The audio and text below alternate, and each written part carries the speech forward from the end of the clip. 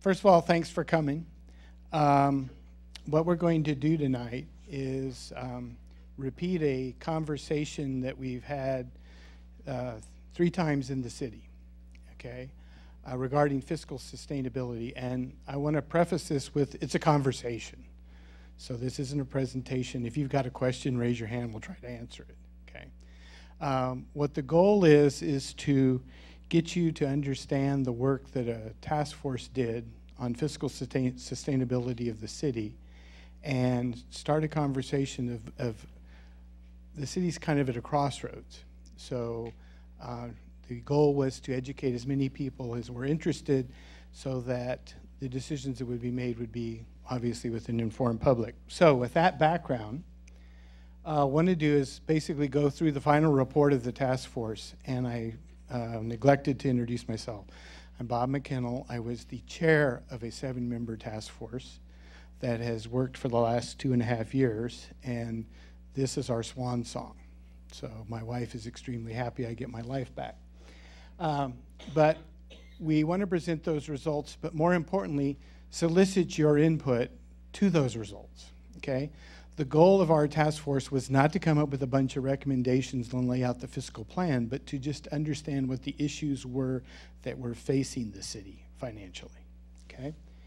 So we presented that information to the City Council back in October, and since then this series of meetings has been to make that information available to the public. We will go through the process. I'm going to preface it with there's going to be one difference between what we're doing tonight and what we did with the community. When we were in the community, we actually had interactive clickers where we could ask questions and get responses from the public. Those were borrowed, they had to be returned, so you're not going to have the benefit of that feedback. But being involved with the city, I'm sure you'll give us your feedback verbally.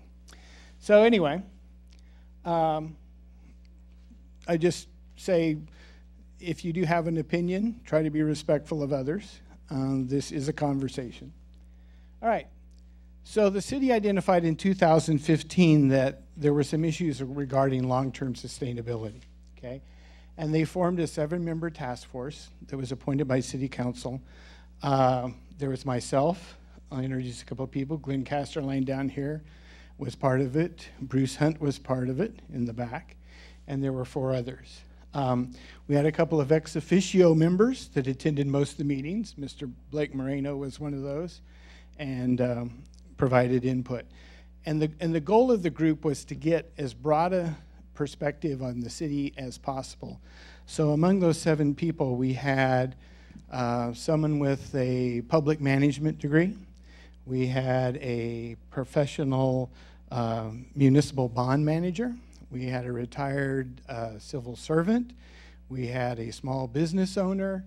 We had a corporate middle manager. And so pretty broad perspectives as far as that were in the group. We issued a final report, and the City Council said, this is good information, distribute it to the city. So that's what we have been doing. All right.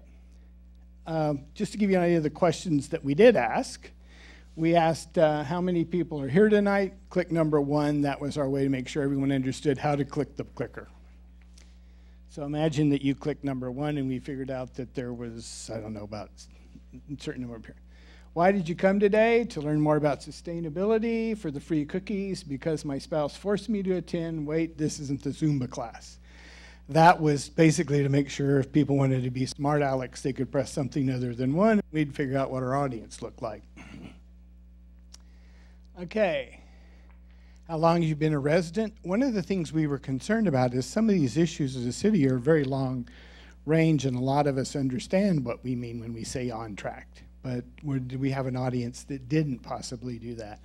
So we wanted to know where they were demographically. Okay, how well do you think you understand the city's health, fiscal health?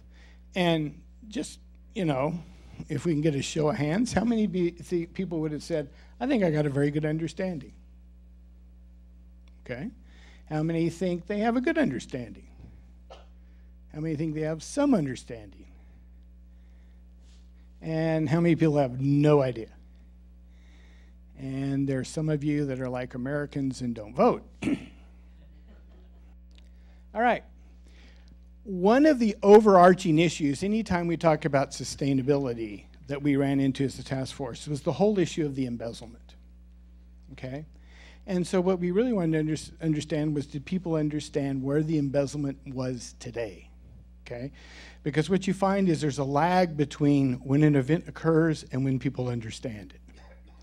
Okay, so we asked people, starting in January 2014, we had an embezzlement. The amount was approximately $5.2 million.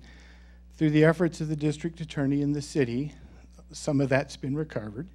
And we just asked people, what do you think's left to be recovered? All $5 million, $3 million, $1 million, $500,000. So I ask you, how many think it's $5 million's been recovered, to be recovered? How many people think it's 3? How many people think it's 1? How many people think it's 500? 500's the right answer. 4.7 million's been recovered, either between transfers that were reversed or recoveries against the city. Okay, and there's some ongoing litigation that will not be there. So anyway, the issue there is, if someone asks you how the embezzlement's affecting the long-term fiscal sustainability of the city, it's not. It never really did, okay? The impact was more of an immediate cash flow, but now that the bulk of it's been recovered, so you're not going to see us talking about the impact of the embezzlement. Okay. Now, I talked about the fiscal situation. That's kind of the situation of how much is in the checkbook today. Now I want to ask a slightly different question.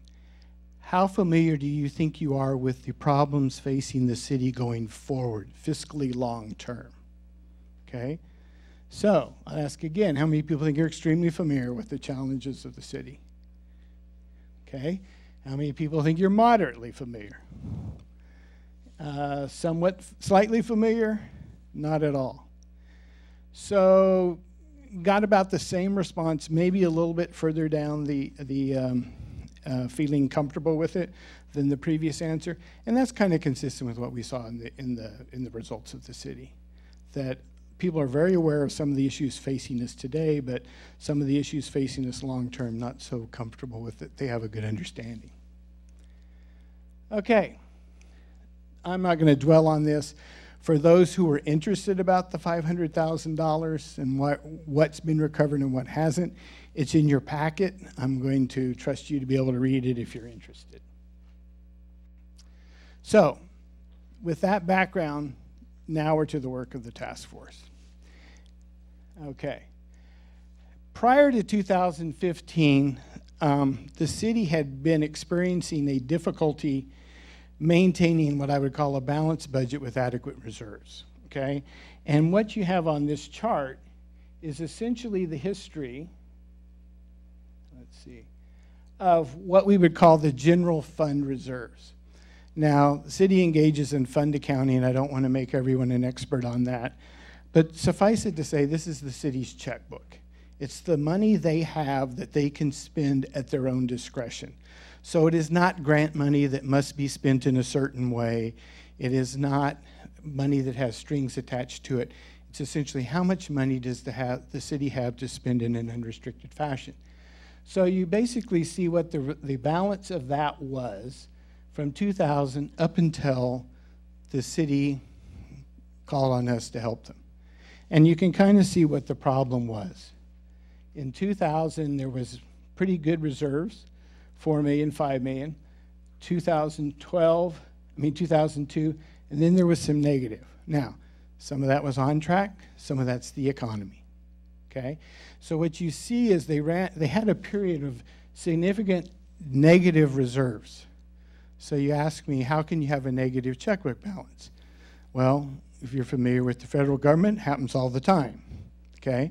Essentially, the city had other funds that they were borrowing out of those funds to support the general fund, okay? Now, there also were some obligations that resulted in the negative, and there was some borrowing that occurred in 2009. So the number is actually a little bit worse. They borrowed to bring it up to this level. So things happened.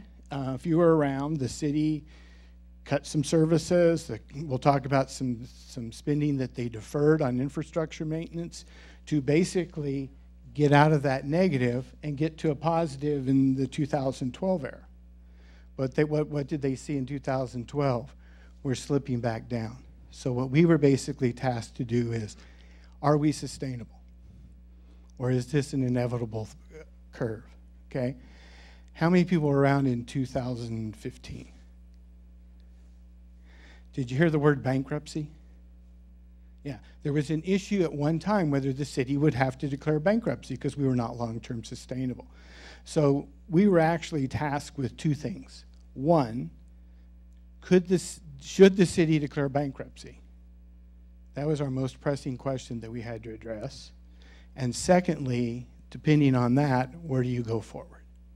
Okay, so just trying to set the stage of what was the problem that we were trying to address. Okay, I talked a little bit about our background. What you're going to see is not only the result of our work, but the methodology by which we determine the city should continue to look at their long-term sustainability.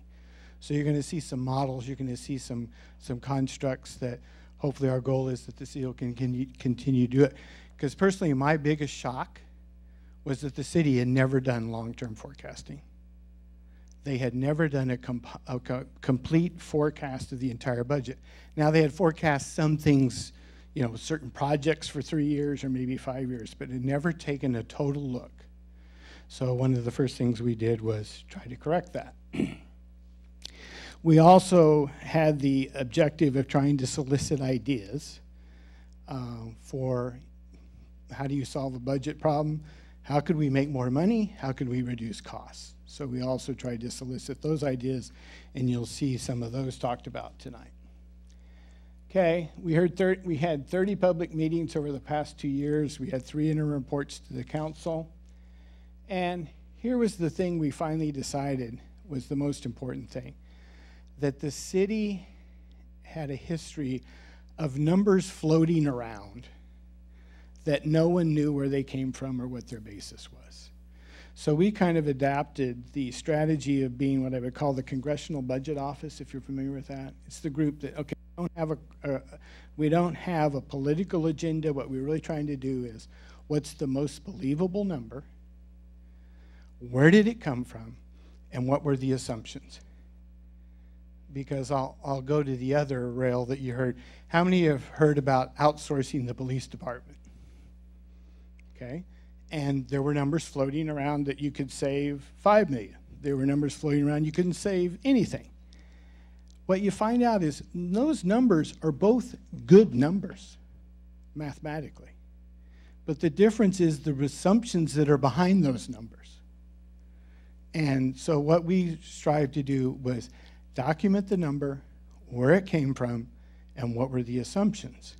So that hopefully as we have this discussion, we can all agree what the numbers are and get rid of this, what I would call dueling numbers that was going on. Okay, the other thing you have to do is figure out what sustainability means, because in our first meeting, it was obvious that some people thought sustainability was to keep all the services intact. Other people thought sustainability was don't have a negative balance. Other people thought sustainability was when my street gets paved every 5 years. So the definition we came up with was the ability of forecasted revenues to satisfy forecasted expenses with providing the desired level of services for the foreseeable future while maintaining reserves. Now, that definition wasn't so much so we had a fancy definition, it told us what we had to go look at. It told us we had to look at forecasted revenues and forecasted expenses, which sounds easy, but if you're trying to do that over 10 years, you got to come up with what your assumptions are, okay? And how do those match? The other thing you had to do is we had to decide what the general fund reserves should be. I'll just throw out a question. We're having a conversation. What do you think the reserve level should be? A, 25% of the annual review. So if your budget's 30%, 30 million, you have 25%. So how many think it should be? 25, 15, 5, or you don't need one? So how many think it should be 25? How many think it should be 15? How many think it should be 5? How many think we shouldn't have one? Well, you guys all are familiar with what the standard is. The standard's 15 to 18%. Okay? Anyone know what placentias are? If not, the answer is coming. All right. The other thing is the desired level of services. Okay? If you're not familiar, the city has deferred maintenance on something, and is that a thing that is feasible to do long term, or should it be stopped? And get back, find a way to start funding some of these deferred services. And finally, just the implementation of long-term forecasting. How long are you going to look at? Now, a couple of these have been dealt with. City Council now has a policy that says the city's goal for reserves is 17%. That actually came out of our work. We made a recommendation that says you got to tell us what to aim for.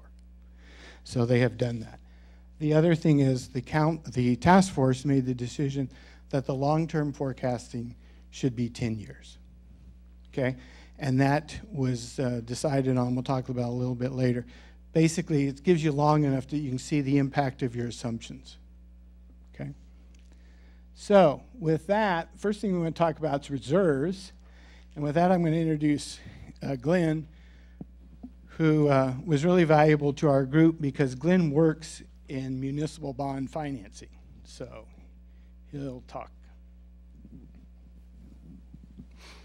Thank you, Bob, and good evening, everybody. Thank you for taking the time to join us this evening. My name is Glenn Casterline. I've lived in the area since 1987. My wife and I bought our home here in Placentia in 1997.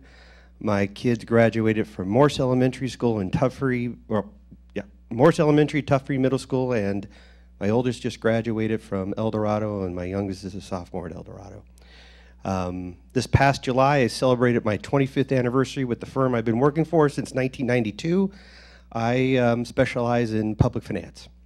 I work with public agencies and non-for-profit agencies. I work for cities and counties and school districts and water districts and states.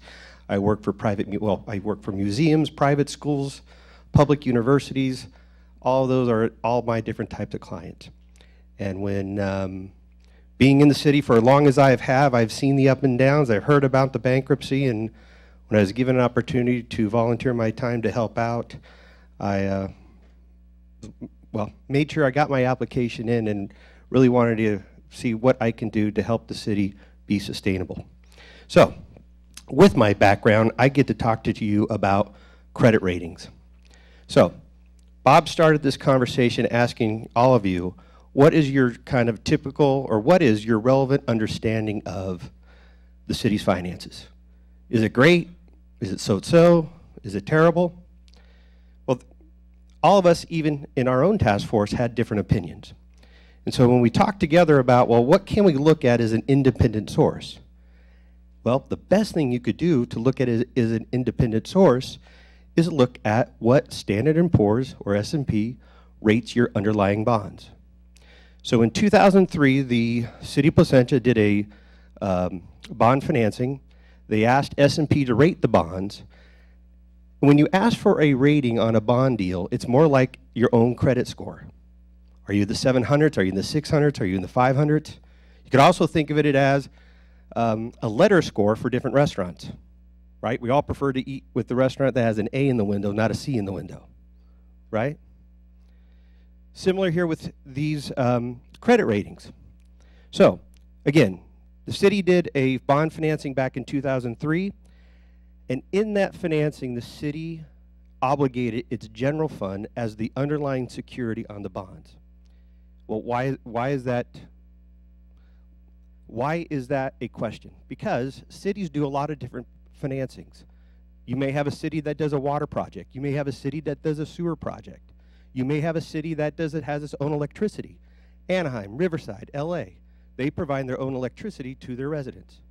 Well, when they do bond financings for a water project, or if Anaheim did a bond financing for their electric project, it's the underlying revenues from the ratepayers of the city of Anaheim that support those bonds. So the credit rating is not a rating of the city of Anaheim's general fund. That rating is actually a rating of the city's electric fund. Here in Placentia, we did an 03 financing in 2003, and we pledged the general fund, meaning that the city will use any of its revenues that hit the general fund to support debt service on the bonds.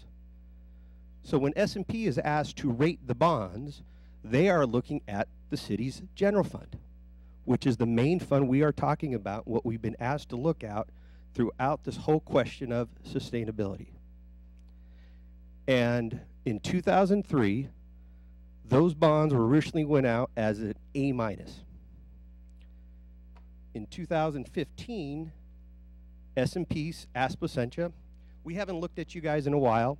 We'd like to do an update on your 03 bonds. And they did. And in 2015, the bonds got downgraded to BB-. So when we look at this table here on the screen, I'm sorry, they're actually, it's not BB-, they're at BB. If we look up here at the screen, City of Placentia is at BB, and you'll notice a lot of our surrounding neighboring cities are up in the AA category, anywhere from AA- up to AA+. So the primo rating you can ever get is AAA. You are extremely healthy AAA level. It's the best credit score you can get. When it comes to selling municipal bonds, anything that is considered BBB or above, so BBB up as high as AAA, is considered investment grade, meaning any investor can buy those securities. You and I could buy those securities. Anything below BBB, no longer investment grade. Now you have to be a credit investor or a qualified investor to purchase those. Now we all understand the concepts of supply and demand. What does that mean for the city? Well, that means that if the city today wanted to issue bonds for a new project, and they pledged their general fund, they would go out with a BB rating. And those pool of potential investors would be much, much smaller because it can't open up to every investor out there. If you have demand with very little supply of investors, guess what? Your interest costs are going to go up. Your interest costs are going to be much, much higher because there's not as big of an investment pool out there who are eligible to buy your securities. In addition, we all understand the difference of risk and reward, right? What's a bigger risk, buying a City of Placentia bond or buying a City of Brea bond? According to this credit rating, buying a City of Placentia bond is a higher risk. Higher risk, higher cost. So when S&P looked at the city in 2015, they gave the city this report. And just to quote a couple lines from the report, S&P has states that the lowered ratings reflect our view of the city's expectations that its auditor will issue a going concern opinion for fiscal year 2014. So,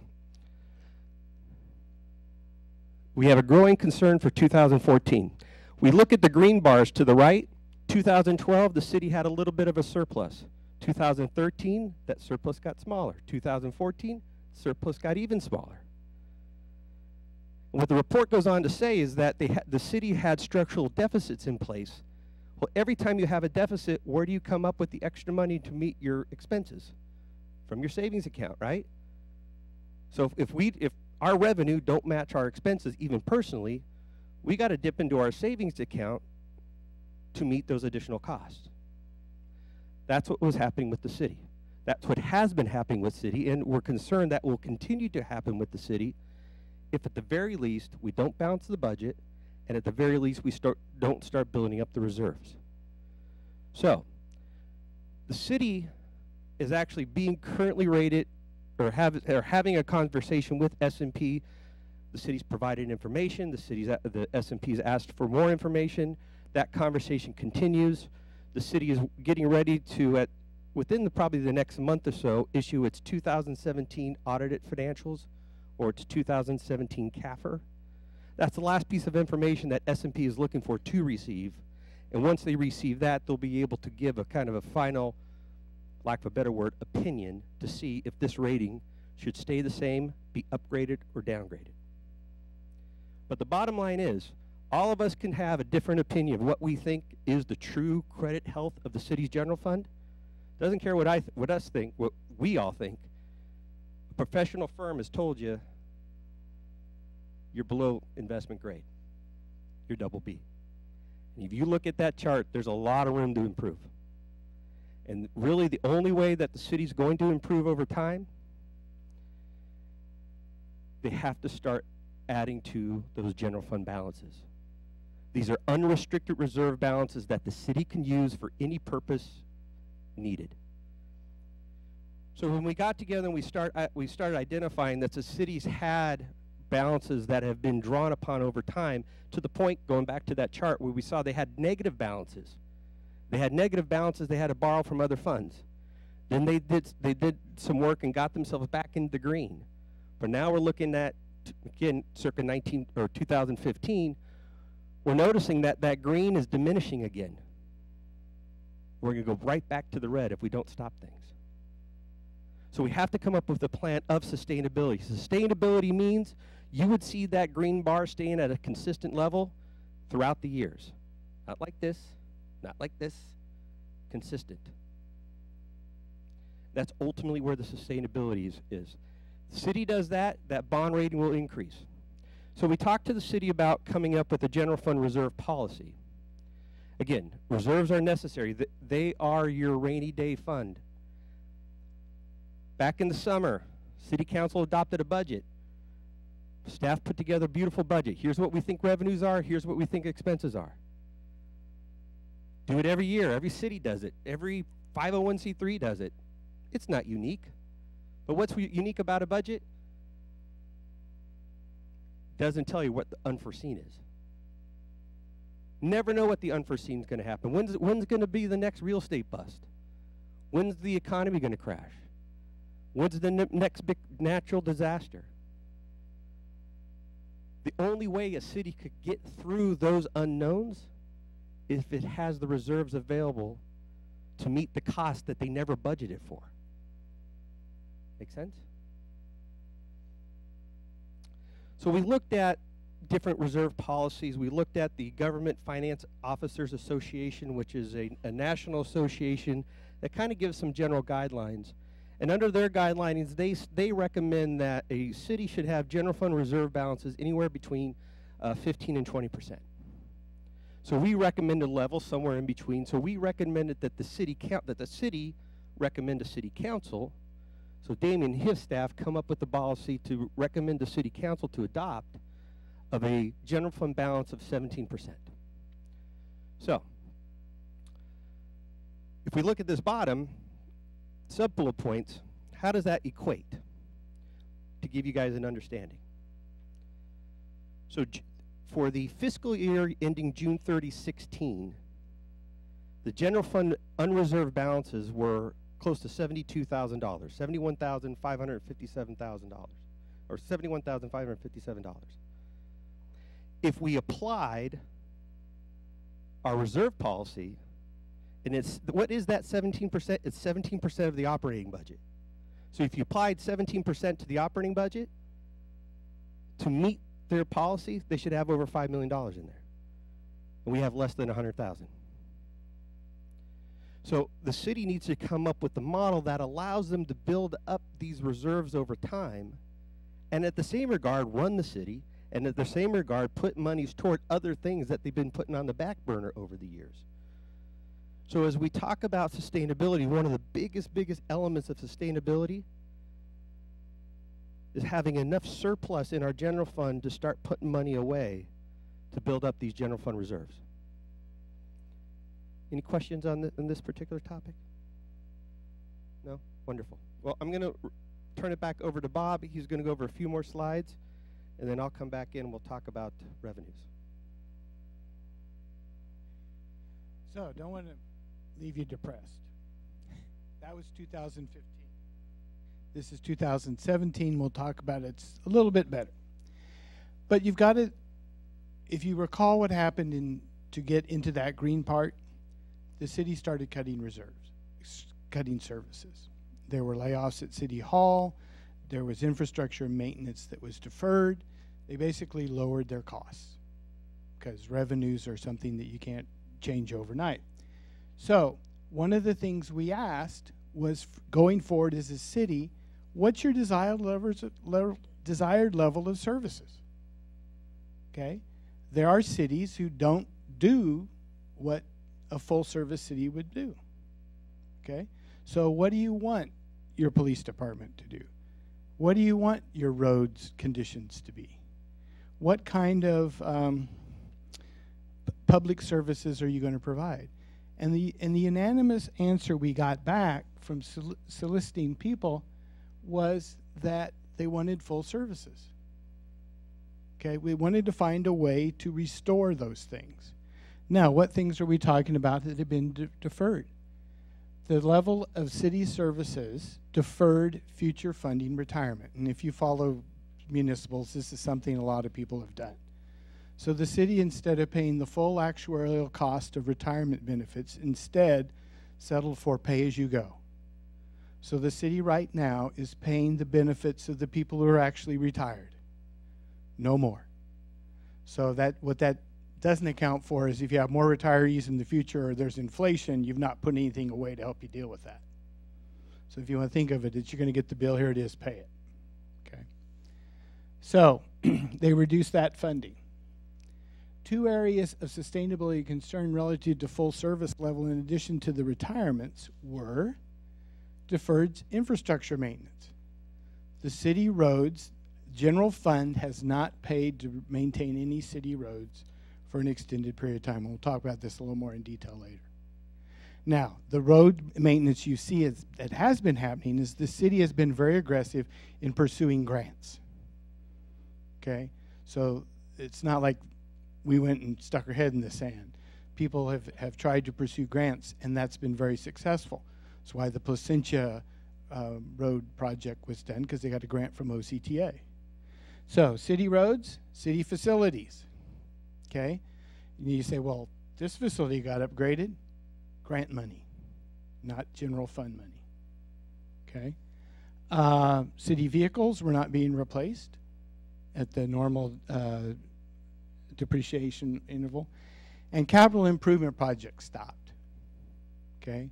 What would those be? Those would be, you know, upgrades to city parks, things like that. Okay? The other thing that happened was city personnel and resources. City staff didn't get raises. Okay? Now, that has an indirect impact that it actually ends up having a double impact. If you don't get raised, people tend to leave. People tend to leave, that means you replace them and your training costs go up or your overtime costs go up. So what we saw in 2015 was significant overtime costs.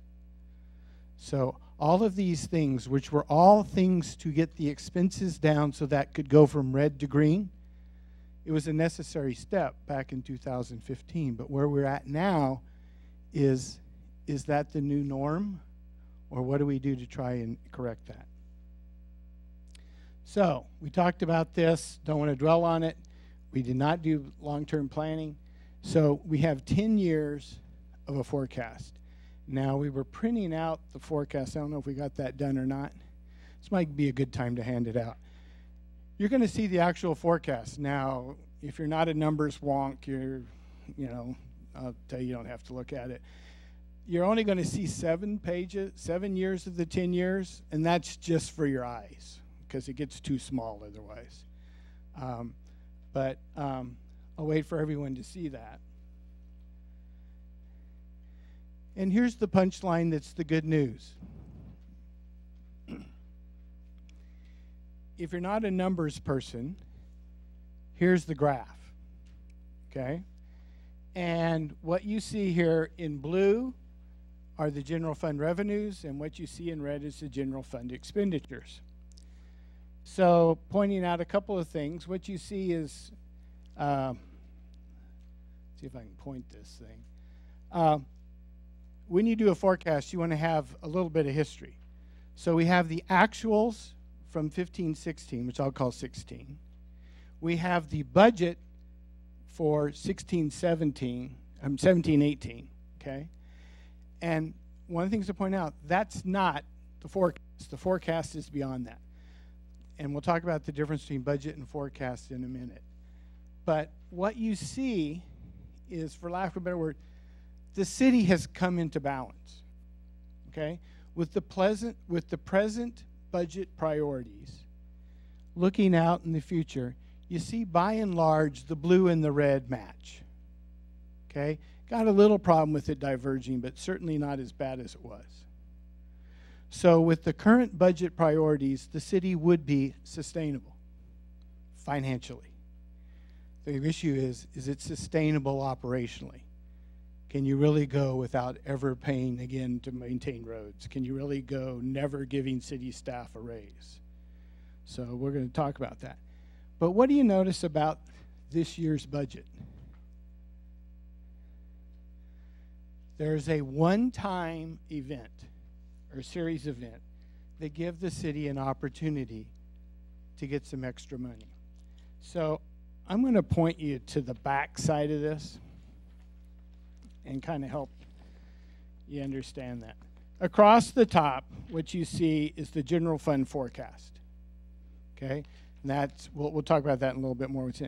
But then when you do projected or budgeted, you get the one-time events, the unforeseen events. They can be good, they can be bad. Well, it turns out that in this year's budget, there are some positive events. And what they involve is, frankly, the embezzlement recoveries have come back into the city. Okay? There are also some anticipated sales that are associated with freeing up the property with the downtown redevelopment. So what you see there is that there are going to be some one-time revenue forecasts. So the good news is the city's got some flexibility. Okay? Now you see the one-time negatives, which back in 15-16 were when the money went out with the embezzlement. So just get you to understand that that blue up has to do with one-time events. Okay? You can't sell property every year. So what that graph basically shows is the net of those. So back to what Glenn was talking about, if you look at line 28, the general fund forecasted balance. And what that basically says is, are you going to add to reserves or are you going to draw out? So this year you're going to see in the budget 5.3 million revenues over expenditures. And then in the out years you see it's roughly balanced, but it's a little more negative than positive.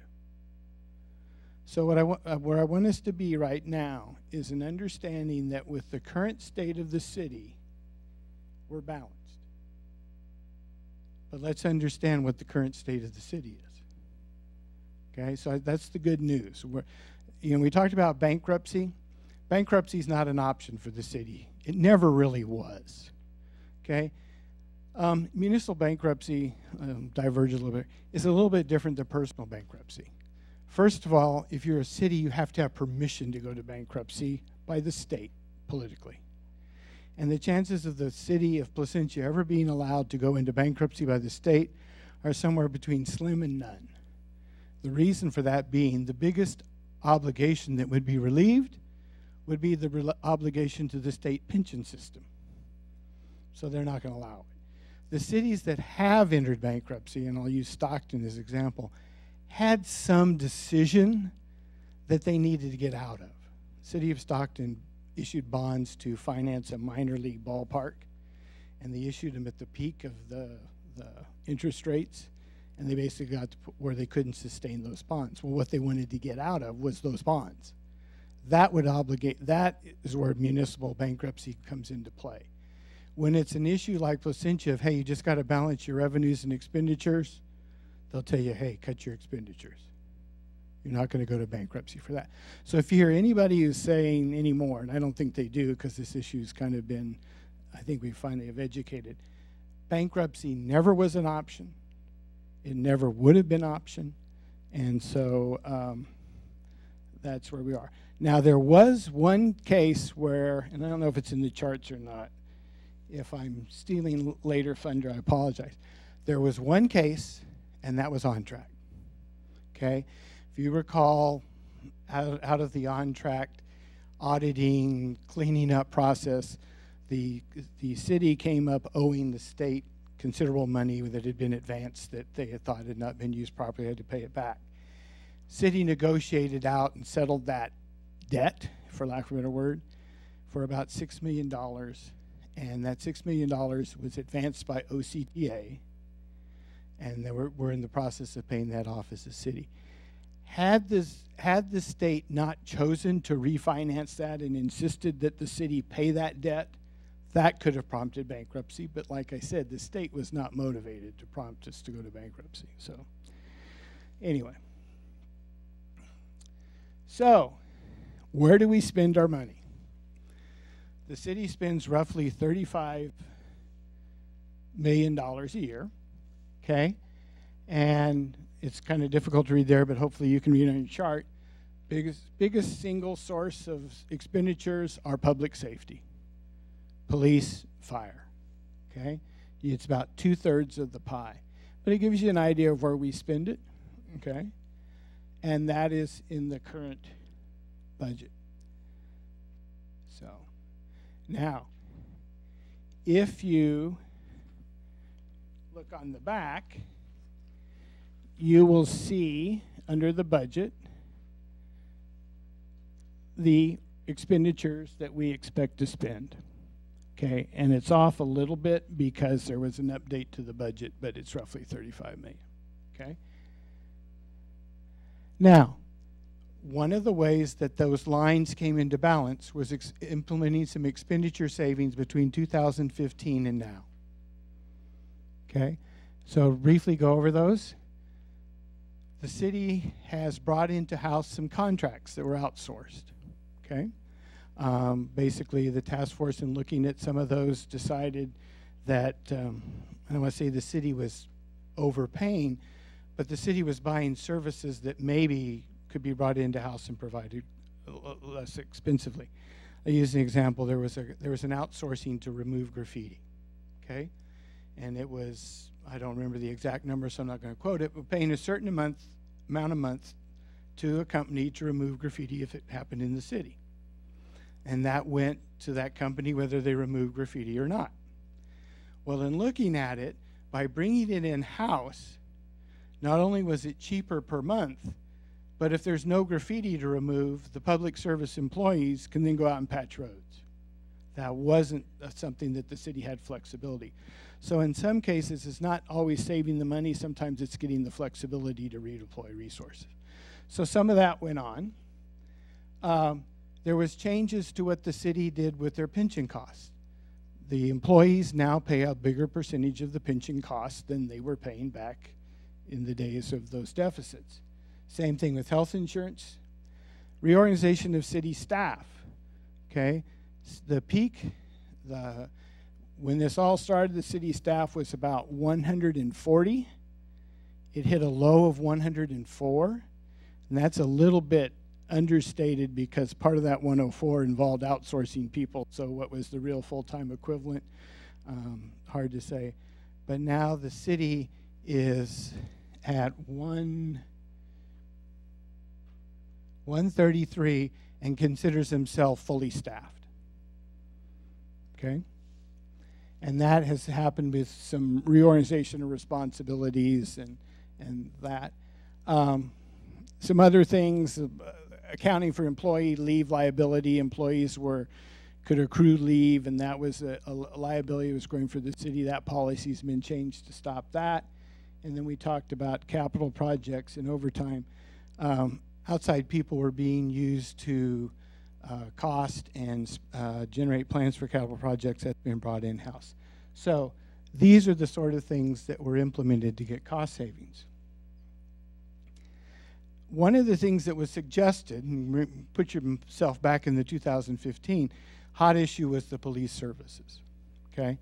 There was a report out that said that by outsourcing the police, there could be significant savings realized, okay?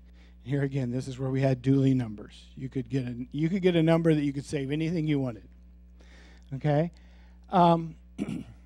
That preliminary conclusion that we reached was there was nothing to be saved. And here again, you got to be careful when you look at what another city does and apply it to us. And recognize every city is different. I'm sure a lot of the motivation for outsourcing police services was Yorba Linda, because they were there was a big debate about outsourcing to the sheriff, and they were going to save money. So why don't we do that? Well, because we're Placentia, not Yorba Linda.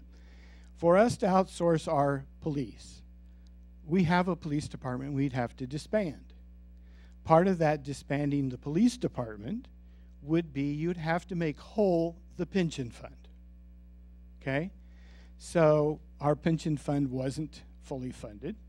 So to outsource, the first thing you have to do, and we went and got a number, was we'd have to have somewhere between $20 and $70 million that we'd have to pay the state. Now, you don't have to pay that immediately. We speculated what if they let you pay it over 10 years. So that translates, you'd have to pay $2 to $7 million a year for 10 years just to be able to change. So that's kind of a non-starter. Why? You're only spending $12 million for your police department to begin with. So you'd have to save $2 million of that to just break even. So the conclusion was that it wasn't there. We also looked at funding, and it turns out Placentia pays about 15–20% less per what I would say pay grade, you know, what you pay an officer, what you pay a lieutenant. Now, you can always argue about where we're staffed versus where they're staffed, but suffice it to say, we came to the conclusion there was nothing to be gained by outsourcing the police, okay? The other thing I would just point out, by keeping your own police department, as technology improves and costs go down, that accrues to the city if we have our own police department. It would accrue to the county, for instance, if we had the sheriff. So there's some things that have gone on, and I don't want to go through them, where the police department is lowering their costs to operate, okay, irrespective of what you pay officers. Just technology allows you to be more efficient. So point out that one of the reasons you also don't always want to outsource is you don't get the benefits of technology if someone else is doing it. Okay. So we basically told City Council we're not going to look at it. Now, the criticism that we've been subjected to was you never really got a bid. That's true. Okay. But here again, our goal was to give you the numbers, and these are the numbers of the pension plan. All right. I'm tired of talking. I'll let the money man talk about revenues. Thank you, Bob. So all of us would have certainly heard, and I think all of us would agree, Placentia is considered a bedroom community, right? So is it any surprise that its largest piece of revenue is property tax, right? So more or less, as the real estate market goes, and as property tax goes, so goes the city of Placentia. When we go back to some of those earlier graphs when Bob was showing some of the green bars and the red bars, and he looked right around 2008, 2009, and the red bars got much, much longer, it's because property tax receipts started to drop. People were walking away from their homes. People were reassessing their homes, right? So property tax receipts started going down. So when you are a bedroom community, and your revenues are more or less pigeonholed to the 2% increase each year with Prop 13, you're never going to see property tax increase into the double digits. Property tax in Placentia is not going to go up by 10% every year. I mean, look around our city. How many undeveloped parcels, large undeveloped parcels do we have? Very few, right? Maybe the corner of Alta Vista and Rose is probably, at least in my eyes, my memory, what I could think is probably the last big parcel they have yet to develop on. But when we think of property tax, we have to understand, and we'll break this down in the next slide, but because the city's revenues is so heavily weighted toward property tax with really a very small margin of growth, and in our model we built in potential growth of 4%. And you get to 4% because first you start with 2%, right? Most of your revenues are increasing by 2% every year because of Prop 13. But you could go up to 4, even maybe 5% when you consider, well, you know, homes turn over and people buy new homes, and some homes, new home developments are built, et cetera, et cetera. But more or less, we landed on 4%, and because when you think about how often do homes really turn around in Placentia? I mean, I'm sure many, many of you have owned your homes for numerous years within the city. That's why this city's great. People don't want to move. They stay here, right? The other big pie, or portion of the pie, is sales tax.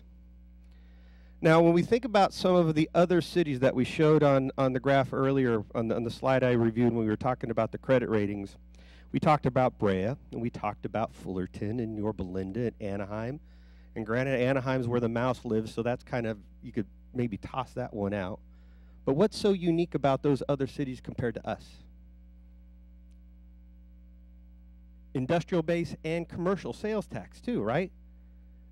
Yorba Linda's got Town Center. Yorba Linda's got Savvy Ranch. Brea's got downtown Brea. Brea's got the mall. Fullerton's got all of their different places out there in Orangethorpe and Harbor.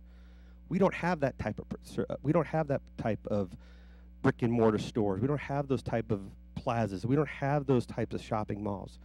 But sales tax is our second largest component of revenue within the city. The third single largest would be the utility tax. And granted, you'll see the other part of the chart there talks about it's a commingling of other taxes and a commingling of other revenues. But when we look at the big three, these are big single source revenues that the city depends on. We are looking at property tax by far, sales tax, followed by utility tax. So, property tax. The city receives 13 cents on every dollar of assessed value. Okay? Only 13 cents.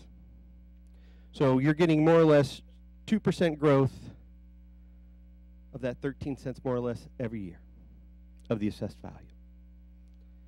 The remaining of the other portion of the money goes to the county. It kind of goes through a waterfall. Amounts go to the school district, other special districts. But as we talked earlier, the increase in property tax growth, property tax revenues year after year is heavily pigeon-toed toward the 2% because of Prop 13. But we do have different sales and turnover, so we in our model we assumed a percentage growth of 4% each year of property tax. Then there's sales tax. So right now our sales tax here in Orange County and here in Placentia is 7.75%. And for every time you go to a brick and mortar store, you pay 7.75%. Of that 7.75%, the city receives 1%. The rest goes to the county. So of the 7.75, the city gets percent, 6.75% goes back to the county. So if you have $100 million of sales, that generates $1 million of sales tax. That make sense? And so when we talk about some of our different numbers, keep in mind, I mean, we all want economic development here in the city, right? There's big plans about revitalizing downtown. You know, who knows what they're going to potentially put out there on the corner of Alta Vista and Rose. We're always looking to maybe, you know, refurbish other plazas. We want to generate more economic growth. Absolutely agree. Every additional penny of sales tax is a plus. But when we think about, particularly, you know, you think about something like revitalizing downtown, and you put some cute little boutique shops in there, et cetera, et cetera. Well, if that boutique shop generates $250,000 of sales tax, of sales, right? So you have a nice boutique, it generates $250,000 of sales every year, $250,000. Of that $250,000, the city would get 25 grand. Make sense? So, brick and mortars, right now we pay 7.75%. We go to CTS Appliances. They charge us 7.75%. The city gets 1% of that. The rest of the 6.75% goes to the county. Where that's not true if you buy stuff online. So if you make a purchase online and you pay 7.75% sales tax, that 7.75% now actually gets collected by the county. And the county puts that 7.75% in their internet pool. And they make distributions from that internet pool, not by actual sale. So if I bought something, if Bob bought something, those actual sales tax don't go straight to the city, they go to the county pool. Now if it went to CTS, it goes to the county pool, but the county gives the 1% back to the city. I make an online purchase on Amazon, the county collects the 7.75, it goes in the pool. How do they distribute the pool? Based on number of sales by the city. Is the city of Placentia one of the largest cities in the county or one of the small cities in the county? One of the small cities in the county. So their distribution, because it's a pro rata, their distribution is much, much smaller than Anaheim's, than Irvine's. And so that 7.75% or 1%, or 7.75% really is like $1. You go from $1 to 0.1 cent of sales tax. So when we met with a third-party company that basically forecasts sales tax revenue, and they show you the line of brick-and-mortar stores compared to online sales, that online sales crossed over the brick-and-mortar, and it's shooting up. And that brick-and-mortar sales is going just horizontal and starting to trend down.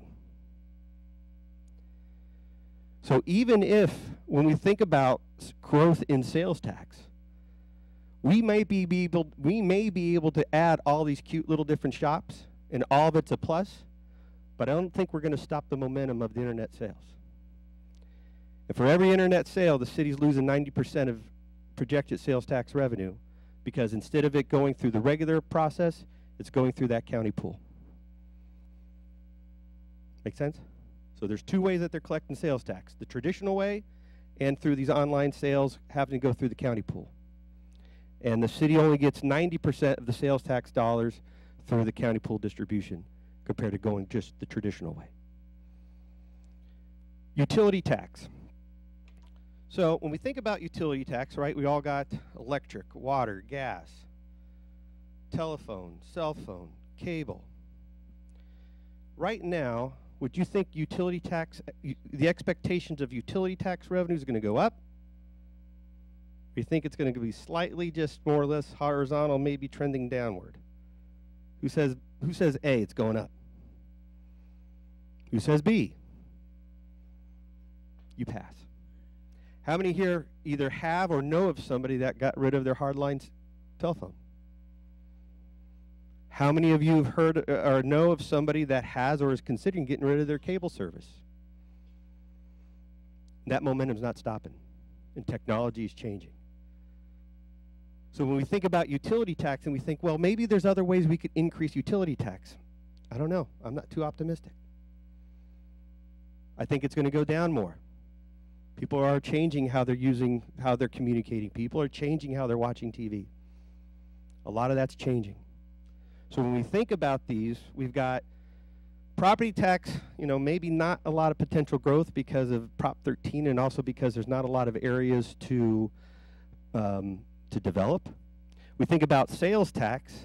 Well, people are buying, the way people buy things are much, much different today. And the way that the sales tax dollars are being allocated aren't consistent with the sign of the times. And then we think utility tax.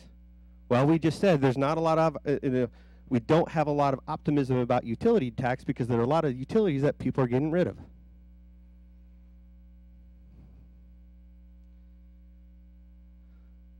So outside of some of the big issues, the big different types of tax generating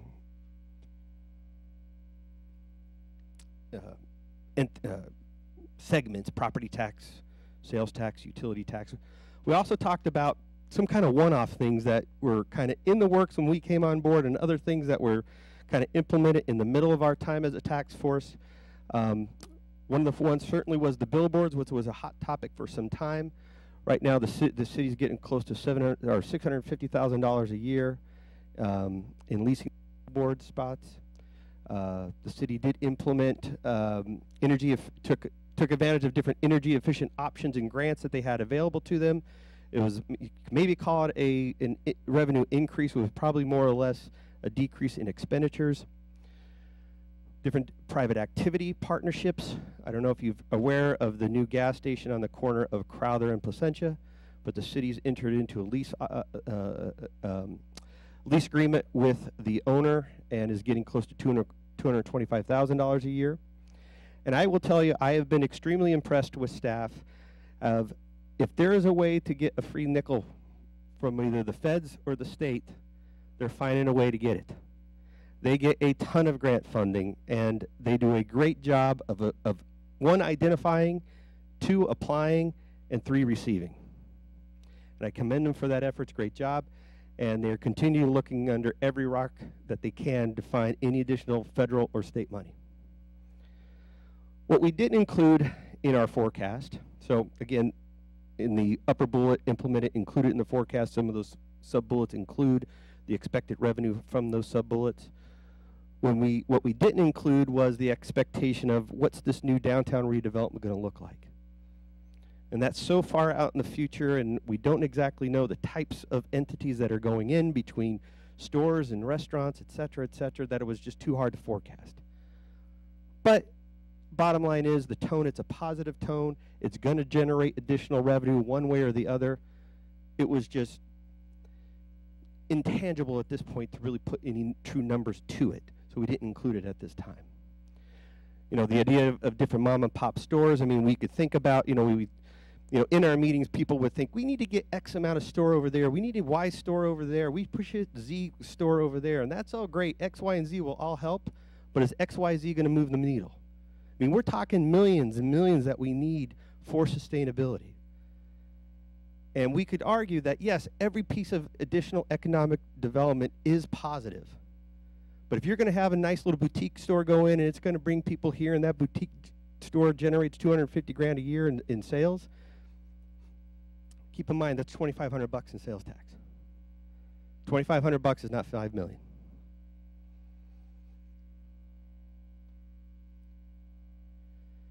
Some of the other things that we've included in the model as options for the city to consider, and ultimately this is more or less of a policy issue. Each one here listed in this table, you could increase hotel occupancy tax. You could modify the street lighting assessment. You can do implement a local transactional and use tax.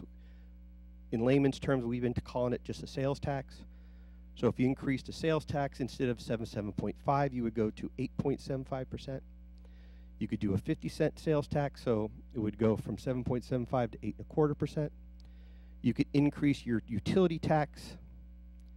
You could, from different levels, as we have in here. And so the far right column shows you, if you implemented one of these, what the expected annual revenue would be in the if you implemented any of these corresponding tax forms, or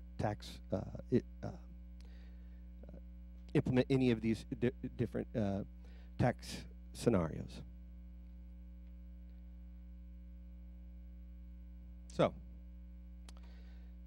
in Bob's case, he had his revenue, and I'm looking at where's the big spreadsheet? Oh.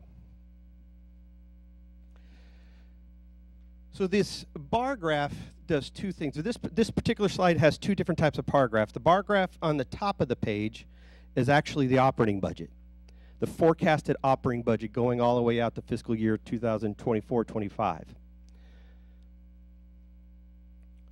The graph on the bottom shows the corresponding general fund reserve fund balance.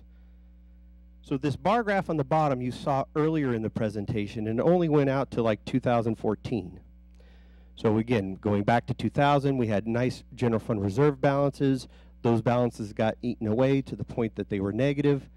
In 2012, we built up those balances because of a bond financing. Those balances started to deteriorate in 2013, 2014.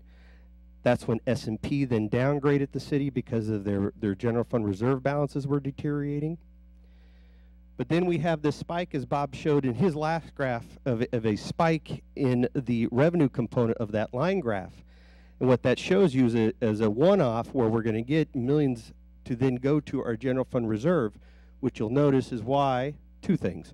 Look at the top graph, budget 17-18, revenues are well above expenditures at that time, and the corresponding year on the general fund reserves spikes.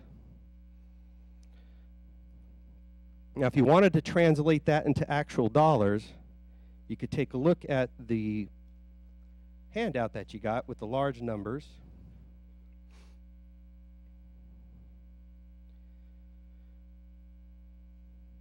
We have on here, if you take a look at row 28, basically what the general fund reserves are. And they tie into those line items 68 and 69. So if you looked at column C, row 28, you'll notice that we had a surplus of $107,000 for the projected fiscal year end 16-17. That $107,200, you track it further down the sheet on line 68. That then adds to our general fund reserve balance. So we once had $71,557. You add the $107,200. Now you have a general reserve fund balance of $178,000. Come the budget year of 17-18, we get some of the monies back from the embezzlement. They sell some property. We have a surplus that year that of $5.3 million. That gets added to our $178,000. We now have a general fund reserve balance of $5.5 million. With me so far? If we then read, I'm not going to go line by line, but if you notice, what happens to our $5.5 million as we read left to right? It dwindles. It's going down again. Take a look at the bar graph. 2018, we have a nice general fund reserve balance. What's the trend of the bar graph going from 18 down to 25? It's dwindling.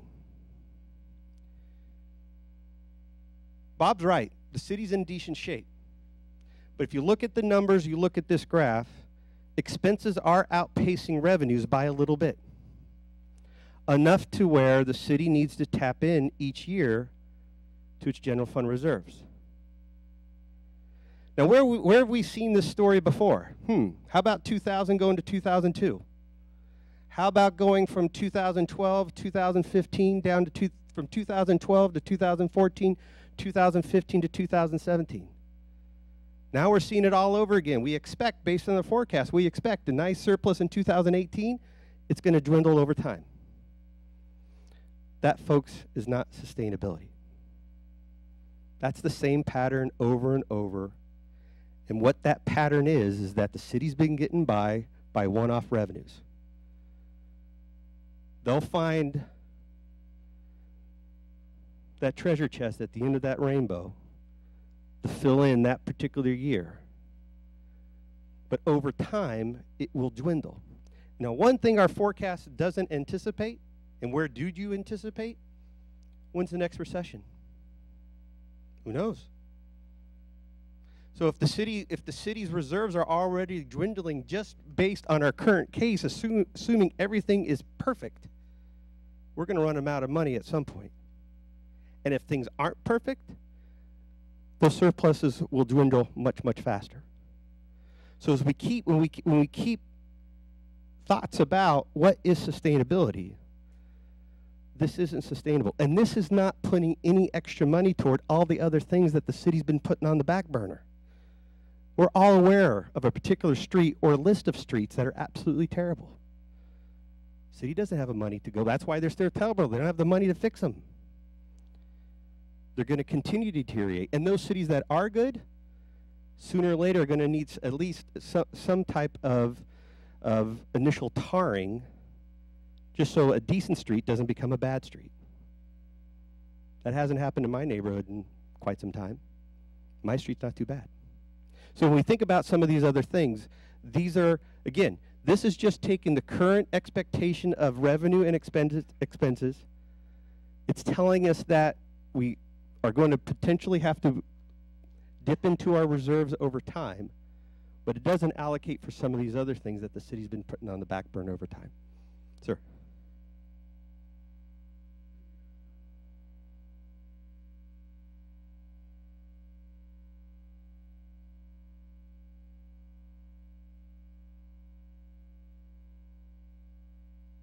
That's true.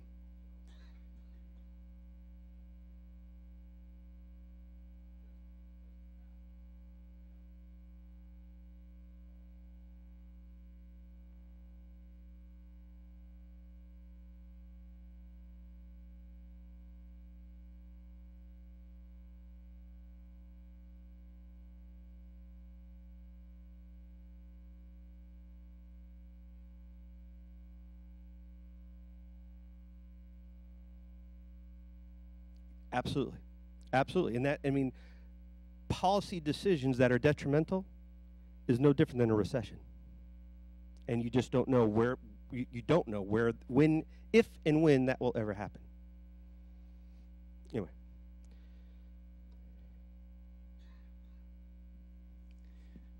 So, first of all, thank you for bearing with all the numbers. So I just want to point out one thing before we leave this model. Sorry. What are we really saying? That the current budget priorities of the city more or less balance, but you're still going to have to do more sustainability because you're going to need it away. Okay? We are facing some uncertainty as far as the revenues, and we have tried to account for that in the model. So the one thing that I think is really, really important is on the back where you have the yellow. Remember I talked about how the numbers are only as good as the assumptions? So the thing you got to look at is the assumptions. And the one thing we have tried to do is account for some of these changes. So you're going to see the property tax is a 4% assessment increase. Sales tax, 1.8%. The economy is not going to grow at 1.8%. It's going to grow up more than that. But we're being conservative and saying our shares aren't going to be 1.8 because of these online trends. Okay? Utility users tax, we forecast it as flat. That may be optimistic. Okay? So the thing I want to point out is the value of doing these forecasts is next year to see if these numbers are good. So that hopefully what we can do is spot trends sooner rather than later. Because one of the problems with, and Mr. Moreno is absolutely correct, one of the reasons that got so bad was some decisions that didn't recognize that what was going on soon enough. So what we hopefully have is nothing else, a methodology to also see those things sooner. So I don't want to leave that point, because I think that, in fairness to the task force members, that's what we're trying to accomplish to help the city. So we have a plan that you could argue, okay, that looks okay. I'll try and, I mean, I'm trying to purposely be the counterpoint to him because that's what how you encourage a conversation. You say, oh, I could manage that. You know, at least it's all green. Okay, but as Mr. Moreno says, hey, you make a dumb decision and that goes away. Or the economy. So what I want you to understand is what's not in those numbers, because remember the 5 things we talked about? Forecasting revenues, forecasting expenditures, looking at reserves over a 10-year issue, and that's what we've done here. But what about that level of services? Because this has a given level of services. So let's talk about what's not in there. Well, and so where we came up with it, we don't want to call it a budget structural deficit because it's not a structural deficit till you decide you want to do it. Okay? So being politically correct, areas of concern that you might want to address. Okay, so first of all, reserves. We've beaten this to death. You know we don't have much reserves. So we have a sustainability concern. If the recession happens this year, we're in trouble. Okay, now, excluding the use of capture grants, and we've talked about that, what are the areas of service provision that the city might contemplate doing that we're currently not doing? Road maintenance. There's no general fund road maintenance for the last 8 years. That was one of the things that got us to red. There's no facility maintenance for 6 years. Vehicles haven't been replaced routinely using the general fund for 6 years. And basically unfunded capital improvement projects, what are we talking about that? That's upgrading the street lights, storm drains. One of the issues facing the city over the next 10 years, we're going to have to replace a fire station. Okay? Reason for that being is earthquake safety and things like that, and that's a whole nother issue, and we'll talk about that. So those haven't happened, and they're not planned to be happening under that budget we just showed you. Okay, personnel issues have been problematic. We've talked about this. City staffing and retention, and then the other issue is the other post-employment benefits, which is essentially health insurance for the by and large part. That here again, we're not paying what actuarially we should be paying. We're only paying as we go. So as the city staff retires and then more people get the benefits and the budget goes up, better be in the plan. Okay, and you'll see that we have tried to account for some of that in the expenditures to try and account for what the pay-as-you-go plan will do, but we've not tried to get to the actuarial value. Okay, so I don't want to bore you, but for each one of those items, one of the things we tried to do was what would it cost you to address it? So I'm going to take an example here of road maintenance, okay? And here again, for traceability, what you're going to see is a couple of things. One, where did we come up with it? What did it mean to maintain a road? Because what you're going to find out is one guy's good road is not another guy's good road, okay? And secondly, where did we come up with the number to get the roads to that level of condition, okay? So it turns out that there are people that this is their area of expertise, and Harrison Associates is the person who does that for the city, and they actually generate a road condition report every year. And that's something the city has to do for OCTA funding, so it's not something that we added to this. Anyway, our policy goal was the city desired to maintain the roads at a good level. That's a 71. You don't need to worry about what a 71 means other than 91 is excellent, 81 is very good, 71 is good, 61 is fair, 51 is bad, okay?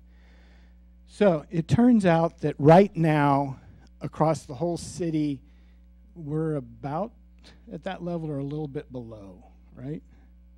And here again, not every road's a 71. We've got some 91s and some 51s. So anyway, to get to that level of everywhere in the city at 71, there's $37 million of deferred maintenance, okay? So you're not going to find $37 million under a rock, and you're not going to do it immediately. So what we tried to do is forecast out a plan. If you were to address it, what would it look like? Now, the good news is that in this year's budget, there is $3 million to actually do some road maintenance, okay? And that's good news. But what you see is where we think we could get money. Measure M is the countywide sales tax measure. We get some money back from that. You're all aware that the gas tax increased. We're going to get some money from that, so we've accounted for that. And so you go on through there. And what you see is that what would have to come out of the general fund is the number in the blue. That to address that over 7 years, you need about $3.6 million. Okay? Now, what you're going to see is, I'm sorry, I went the wrong way. Do we have, I thought we had another one.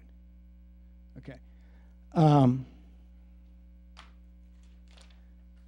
Go back to this chart. Then what you see here is the number for facility maintenance. If we were to address that, $700,000 roughly a year. If we were to address vehicle replacement, $1.3 million, okay?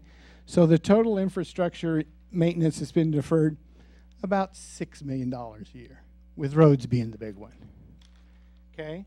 To address the resources and benefits issue, we, here again, had some suggestions of what it took to do that.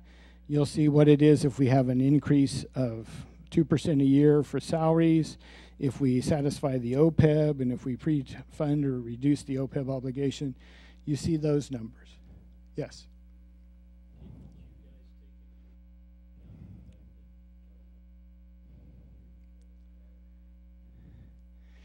From the gas tax?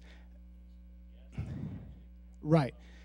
It's in there to the extent that the sales forecast that we're getting from the consultant there has forecasted at that. So yeah, you can see that it kind of flattens out.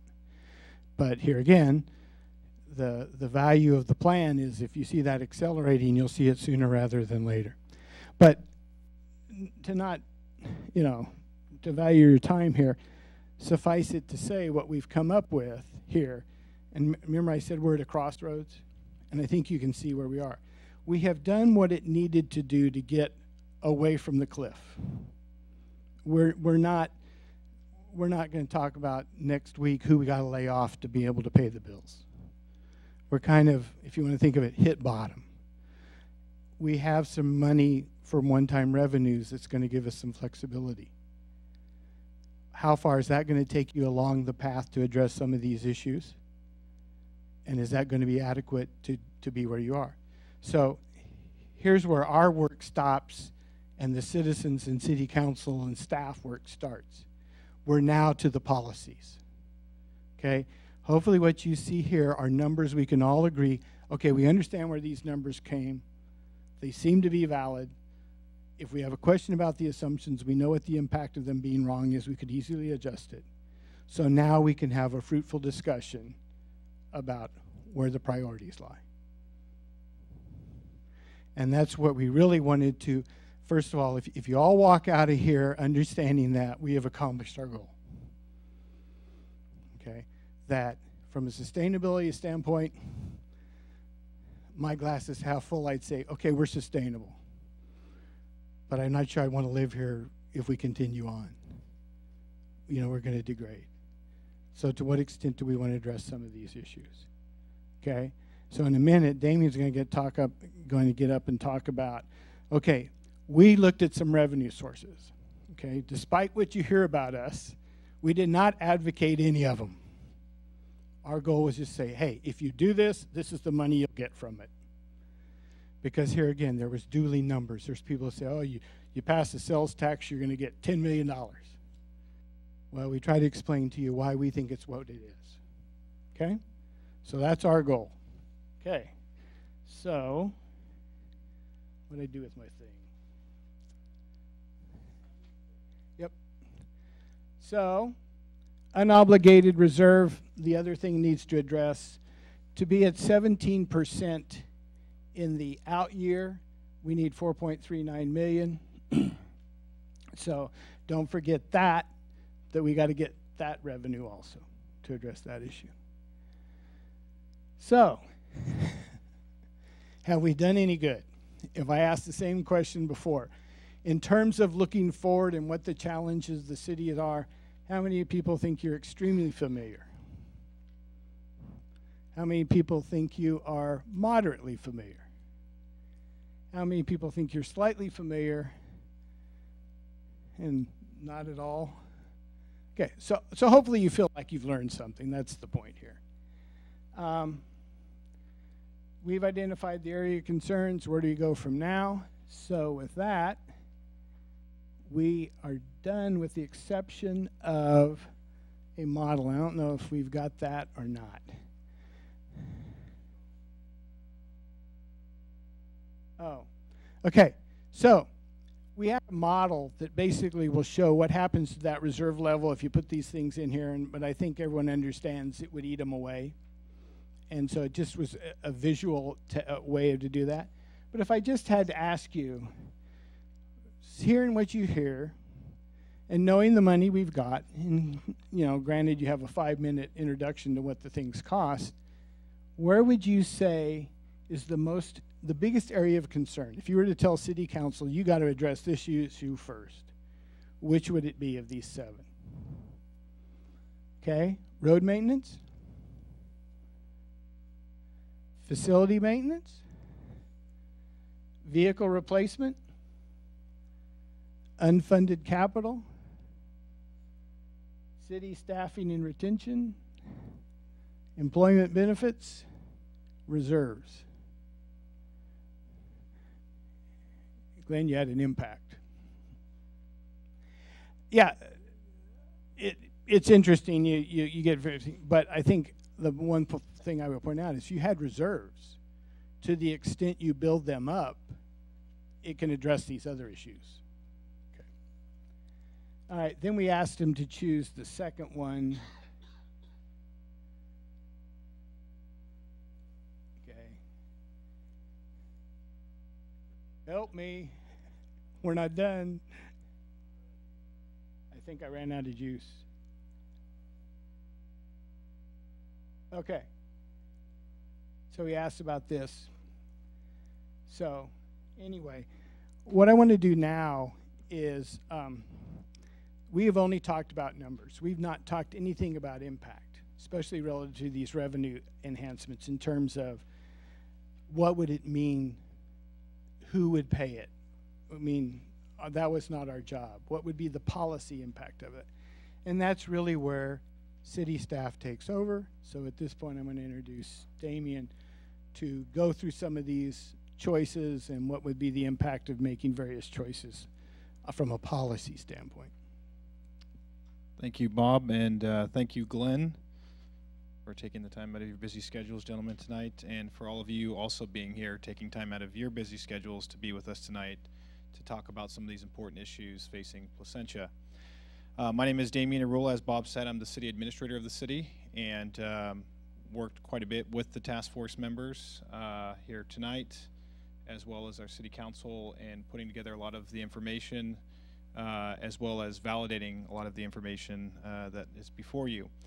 Some of the things that I think have been illustrated tonight, to kind of recap, is trying to define what sustainability means to a community.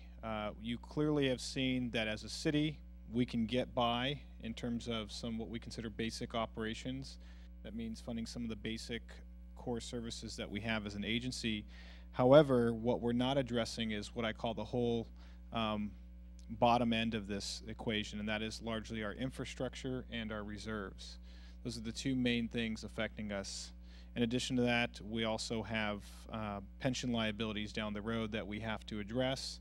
That's something always we're looking to make sure that we can meet our obligations financially down the road in the future. So we have three main things that we don't typically address as a city. We kind of get by with what we can, and clearly you can see that while that's okay and we're trying to manage the situation as best we can with all the varying demands and circumstances, everything from what our community needs to maintaining an adequate level of employees to doing the bare minimum on parks and roads, we certainly have challenges down the road ahead of us, and that is why we are here tonight. That is also why we are having these conversations with the community. What you can see up here are some of the things that we've done.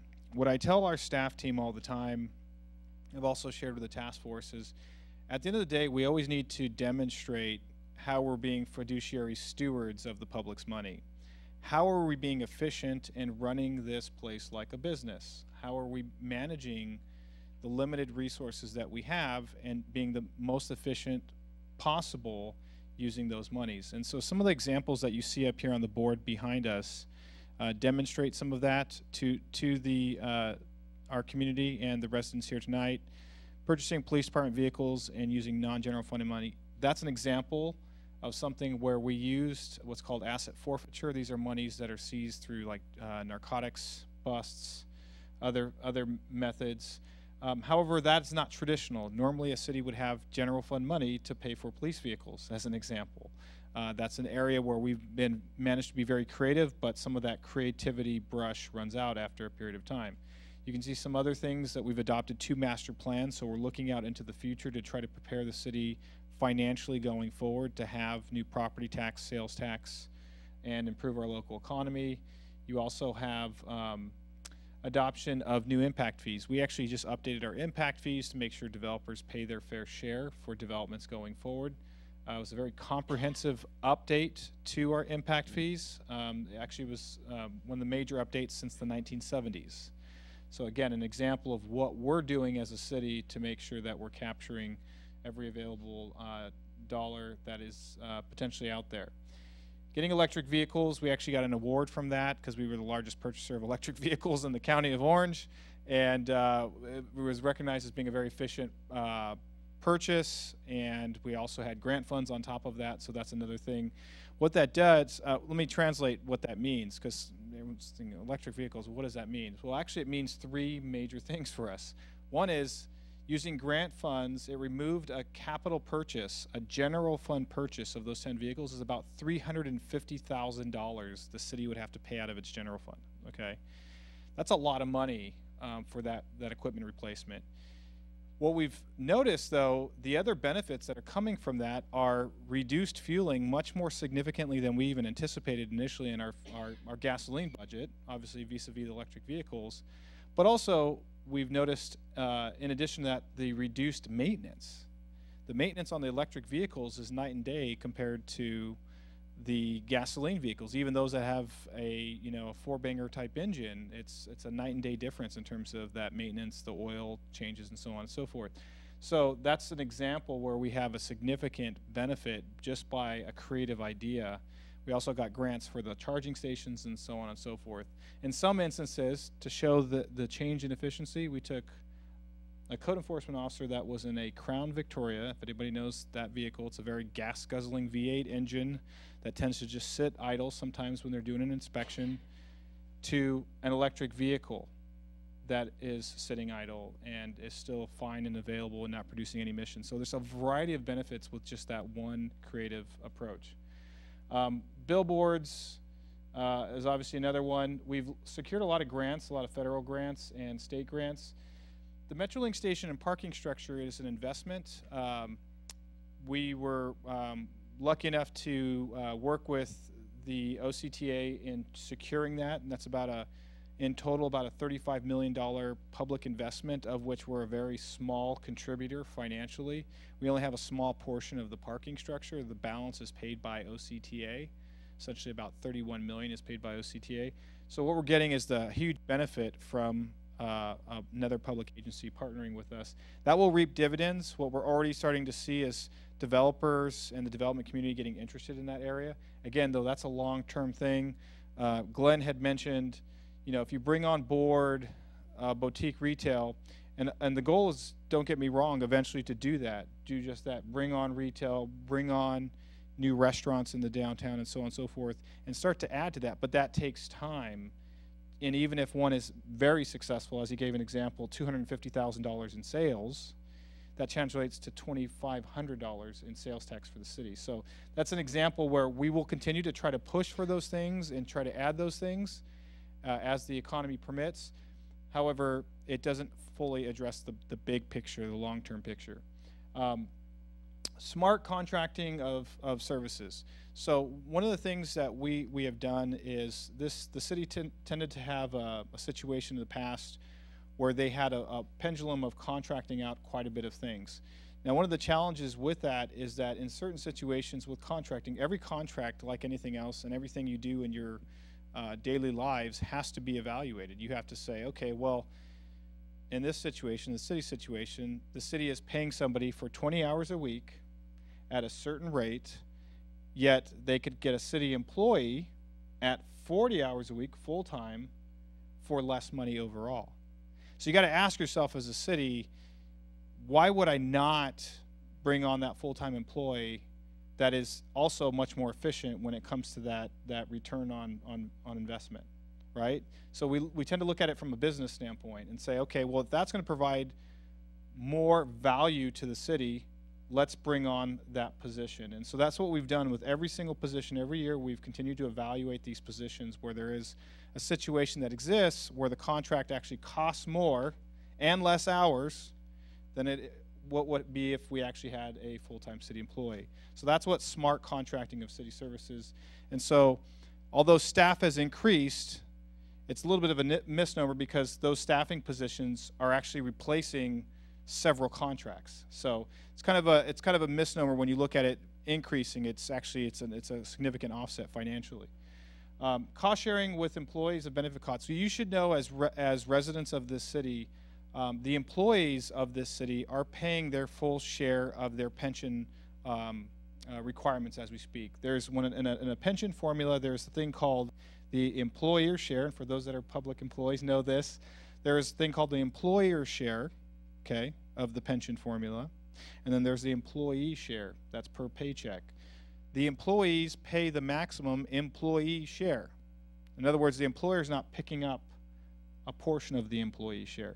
So that's important to know, because as a city, when we talk about what we're going to talk about in a second in terms of additional local options for revenue, it's important to know where your city is at in the big scheme of things in terms of what the employees are paying for themselves in terms of a benefit. Not every city has that where an employee pays the employees full share of their pension. So going forward, we have some local funding options. As Bob and Glenn had indicated, these aren't any options that the task force has endorsed. They wanted to make sure that they were remaining apolitical and not driving policy per se. That is ultimately a city council decision, and it is a city council decision as to whether or not any of the ones I'm about to go through should be allowed to be put on the ballot to allow residents to vote on them. Essentially, that's the city's council's role, and all of this is to evaluate all of this information, hear the feedback from the residents, and determine whether or not one of these should be allowed to be on the ballot. And so I'll go through these here in a second. Each one, you should know, is essentially a statement of facts. Okay, it's going to show the local revenue measure, and then it's going to show the facts surrounding that in terms of how much revenue it generates, what are the what's the information such as something that might be affecting it today. Bob and Glenn outlined some things in terms of certain types of taxes and how things are changing in terms of purchasing patterns and whatnot. That'll all be outlined here in each of these. So the first one is expand public safety assessment to citywide. This one is paid by all Placentia property owners. The current special tax rate, you can see there, is $260 per parcel for a single-family residence and $196 for multifamily. That's how many actually parcels and units that we have in the city. So you just kind of do the formula, and as you apply this, ultimately what it does is it generates about $2.9 million in year one. We always show the year one figure because it's difficult to determine. Ultimately going out, we can have a general idea, but we always, for sake of simplicity, we show year one. The vote requirement that you see up there is actually a 67% threshold. So what does that mean? So in taxing law and under state statute, what it means is that for a tax like this to pass, it would require a 67% yes vote. Of the total votes for people that are voting that day, 67% would have to vote yes on that. I can tell you from what I've seen in Orange County, that tends to be a very high threshold and very difficult to achieve. And the reason it's 67% versus what we call simple majority, which is 50 plus 1%, is because it's designated for a very specific use, public safety. If we just said, just place an assessment, a general assessment on the property tax roll, and it can be used for a variety of city services versus just specifically earmarked for public safety, then that would be only a 50 plus 1% type ballot measure. That's the difference. If it's earmarked, it's the 2/3 supermajority requirement. If it's not earmarked for a specific purpose, it's considered a general tax. This next one is implement a half-cent local transactions and use tax. This is paid by non-residents, so visitors that are going through the city. So someone, I'll give you an example. Placentia is very much a north-south community. We have people that go through Placentia Avenue, Kramer Boulevard, Rose. They are traversing our city left and right, coming from Yorba Linda, Brea, so on and so forth, going down to South County. Go through these grade separations and so on and so forth. What happens is they'll stop by, even if they don't live in the community, and they'll stop at a gas station, for example, or at an AM/PM. They'll fill up their car with gas. They might buy something at AM/PM. The city of Placentia actually gets a small amount of sales tax from that. what Glenn outlined before is the percent that we get.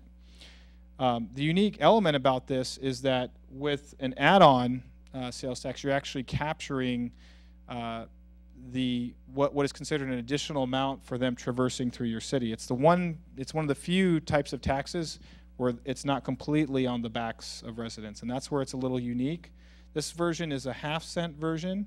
It also has an element for large items purchased outside of Placentia, so it functions as like a sales tax. So like a vehicle or an RV, it taxes on that additional 0.5%. One of the unique elements that's in there is the captures a larger share of the online sales tax. So what Glenn had outlined earlier was when you have a brick and mortar, what we call a point of sale purchase, you buy something at CVS down the road here, right? The city gets that 1 cent, okay? That 1 cent for every dollar spent, okay? But you buy it on Amazon, because of the way the formula works, as what Glenn's had illustrated earlier, we get 1/10 of 1 cent. So the idea behind this, and seeing where everybody's purchases are starting to go in terms of the trend, where online's going like this, and brick and mortar starting to go like this, what it does is it allows a city, particularly like a bedroom community, where you have a lot of trucks rumbling through the city, dropping off those Amazon parcels, right? And you have all those situations happening where we are not getting reimbursed for those big trucks rumbling through our city, tearing up roads even further. So it compounds the situation. And it basically allows us to capture an additional amount for an online sale. It goes directly to the city, do not pass go. The state of California can't touch it. And that's why this one has tended to be a very popular one as well for bedroom communities, because it's a direct item to the city, and it's also one of the unique ones where visitors actually help pay for it, not just completely its residents. It obviously not only adapts to purchasing patterns, what it does is it allows us to address some of the things that are happening with that. So I mentioned earlier those trucks aren't going away. Those big UPS, FedEx, and so on and so forth, that's going to get actually worse. Okay, we already know that based on the trending. What's also happening is, even though our current sales tax, because we don't have anything like this right now, our current sales tax is relatively flat, so to speak. And matter of fact, the first time in 10 years in our last budget, sales tax is actually going down in the first time in 10 years. The reason it is because of the online sales thing that Glenn had mentioned earlier.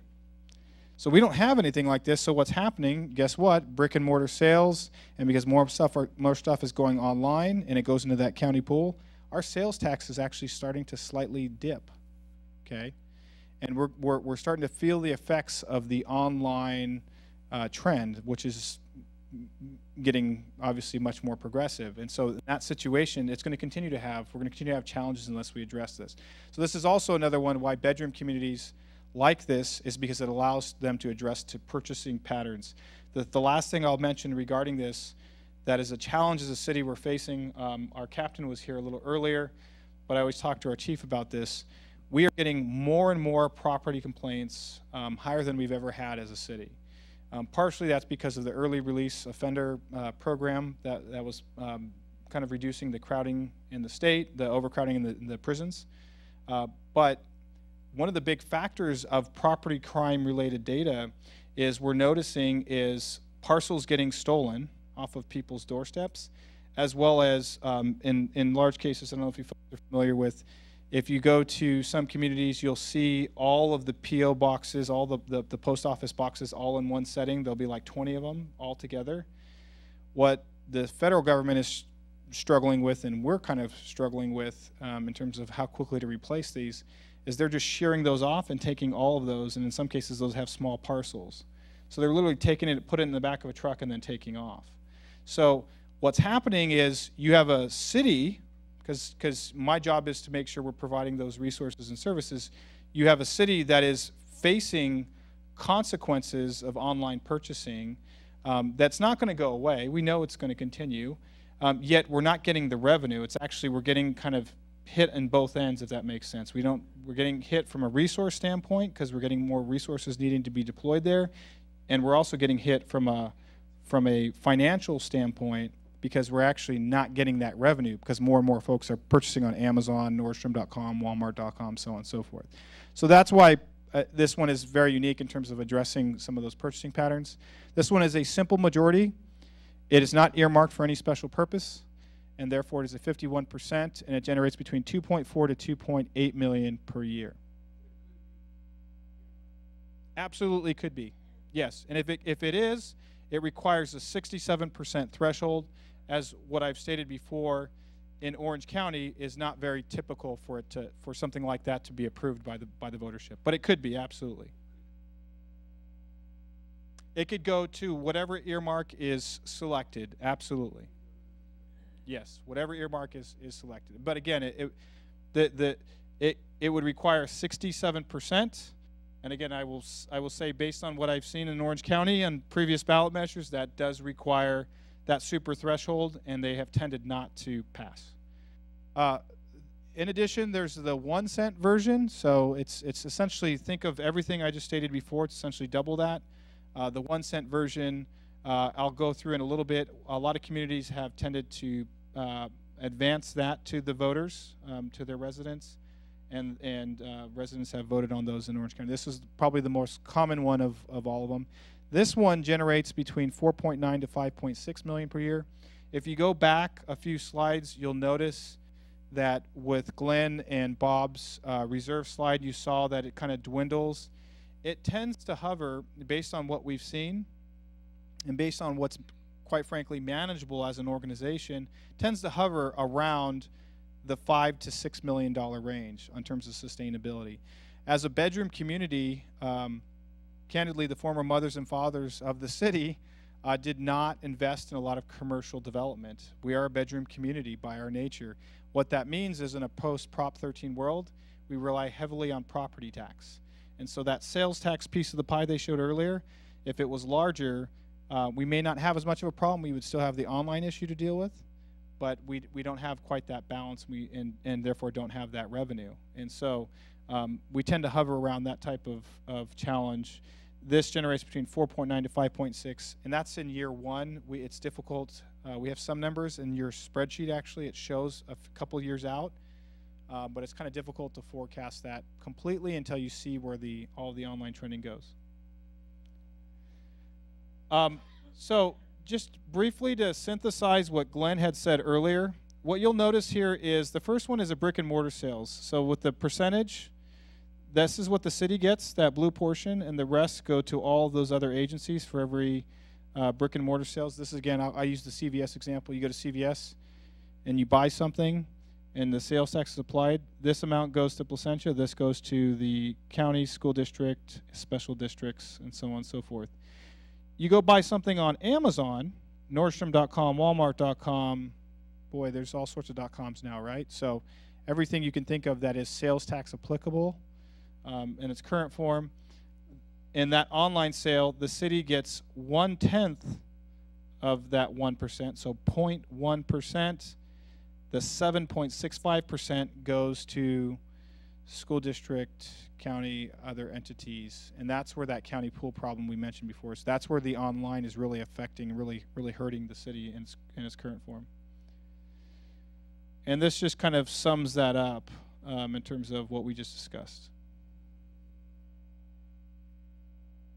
So there was a question before, and it's not quite lining up right here on this format, but the question was, if you adopted a 1 cent, or they also call it a 1% transactions use tax.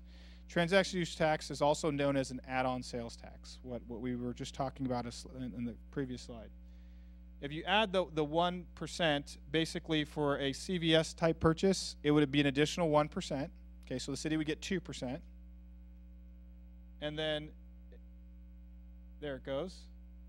And then if you have the online sales, so Nordstrom.com, Amazon.com, instead of getting 1/10 of 1%, we now get 1.1%. So in other words, you're not losing that full transaction that's basically going to the Irvines and the Breas and the, I used to call it the Block at Orange, but it's not. I don't think it's called Block. I think it's like Outlets at Orange or something like that. But the bottom line is, because they have a large amount of transactions, they're getting our money, our portion of those online sales, because the way that formula is unfortunately skewed. So that's a situation relative to the online, addressing the online sales. Again, it's a definition, a little bit more background. Local add-on sales tax. It's based on point of delivery, unlike current regular what we call Bradley Burns sales tax. So it's a little different. Captures the larger sale of the online sales. One of the things that's unique about it, we thought this was actually an important item to highlight because it was the one that of the most that's been adopted the most, is it's been adopted by 32 counties. Of the 400 and about little over 400 cities in California, 176 of them have adopted this methodology to address their sustainability, their deficits. Matter of fact, in Orange County alone, you can see some examples here, but in the last election, Fountain Valley, La Palma, and Westminster all adopted 1 cent transactions and use tax. And previous to that, though, you had La Habra and Stanton. So RUUT. RUUT current rate is 3.5%. Utility user tax is the tax that you pay on your cable bill, on your electricity bill, on your telephone bill, and so on and so forth. Even applies to a degree to cell phone bill. As Glenn was mentioning, what we're noticing in this arena too on forecasting is this is changing dramatically in terms of how people are managing those finances. So some major things that basically we're touching upon is people are applying for solar at unprecedented levels. They're putting solar on their homes. So what does that mean? That's a good thing for the environment, right? You have solar, you're actually helping the environment.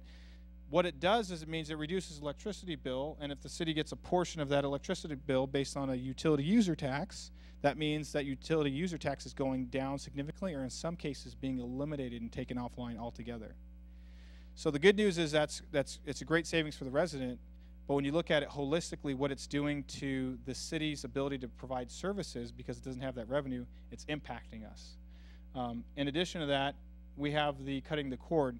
I did actually a little survey of staff. We have a meeting in here once a month. It's called a brown bag lunch meeting. And we talk about what's happening in the city. And I surveyed a staff member who I thought was a millennial. Even though it's changing, it's not just millennials. It's actually, we're seeing baby boomers and other generations cut the cord, quote unquote. And what does that mean? That means that they're not wanting to pay for a cable bill any further. They're looking at Netflix and smart TVs. And smart TVs are a heck of a lot cheaper than they used to be. They're like $1,000, anywhere from $500 to $1,000. You can get a pretty big TV, and it has all the apps on it, right? Well, those apps have a basic subscription. So you might be paying $10 a month for Netflix, and maybe $10 a month for another type of app. That's $20 versus a $100 cable bill. So what does that mean? Well, it means actually two things. One, if you eliminate your cable bill, the city gets obviously no revenue, just like I mentioned in the solar example. Two, because of the advent and how quickly the internet is coming with respect to these types of services, that many cities in California have not updated their UUT ordinances to address the Netflixes, the Hulus, the Crackles, the Amazon videos, and all these of the world. What's happening? Your city is getting zero for that transaction. So because you have a cable bill going the way of the buffalo, and then you have a city that isn't being able to adapt quickly enough to that ordinance. And so consequently what you're seeing is, even though, as we talked about the downtown and the future Old Town area and those areas getting revitalized, you're adding more residents, you're increasing the areas, and the city's population is slightly increased. We're almost built out, but we're still slightly increasing. Even though we have those more residents and more units being built, we're actually forecasting a flattening, if not leveling down effect. Because what we know is that trend I just mentioned on online sales is also applying to online TV, I'll call it. So that's not going away. So it's affecting us as well. So the reason I bring that up is because that's important background information for even the city to discuss with the city council and the task force and you. When you look at local revenue options, this is one that, although you could increase it to 5%, you got to also look at the long-term viability of that revenue source. And that's something to always keep in mind. So the initial amount, again, it's a simple 51% because it's just a flat out increase of our general UUT. 51% approval, $1.2 million per year. If you take it to 7%, again, general purpose, simple majority, 51%, and it would generate upwards of $2.8 million per year. Local funding option, increase hotel occupancy tax to 15%. So I have people tell me all the time, well, you just increase the TOT, okay, transient occupancy tax. Okay, this is the tax that when you look at your hotel bill, you'll see a little percentage, and it'll say something along the lines of resort fee, or sometimes it'll say transient occupancy tax fee or TOT fee. It depends on each hotel is a little different. But the bottom line is every city has a TOT fee that they assess to hotels. Hotels then pass that along to customers that are residing at that hotel. So what does that mean is that basically Placentia is currently at 10%. We only have 3 hotels, so we actually don't have a huge amount of revenue in this area. But I hear people tell me, well, don't tax us, or don't place anything on us, just put it on the hotels, or just purely put it on the visitors, which is the TOT. What we did is we actually took a real stab at looking at the TOT and saying, okay, under the law and under looking at all the cities in California, what if we increased it to the maximum? What if we increased it to 15%, which is the amount that Anaheim has? But as Glenn said, Anaheim has the mouse, so they can kind of get away with that, right? Because it's nothing like having a Disneyland in your backyard. We don't have Disneyland exactly in our backyard, but let's just say we increased it to 15%. What we found, though, is, and again, it's 51%, it only would increase our TOT by an additional $388,000 per year. So all those other ones I just mentioned previously, even with their pros and cons, have basically getting up to a few million. By doing something like that, you're only getting to $388,000.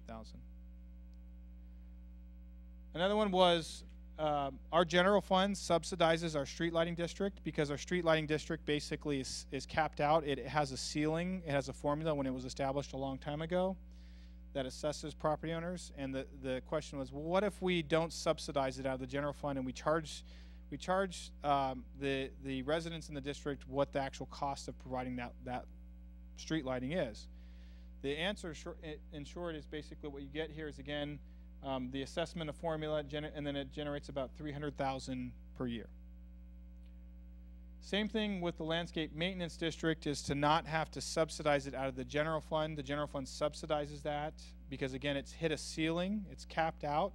So what happens is, in any type of typical situation, when you have essentially an assessment or a tax that caps out, yet your costs, as much as you try to manage them, are going to continue to rise, what happens is that additional amount over that line has to be picked up from somewhere. Again, the general fund is subsidizing, picking up that additional amount, and the question was asked, well, what if the general fund no longer pays for that?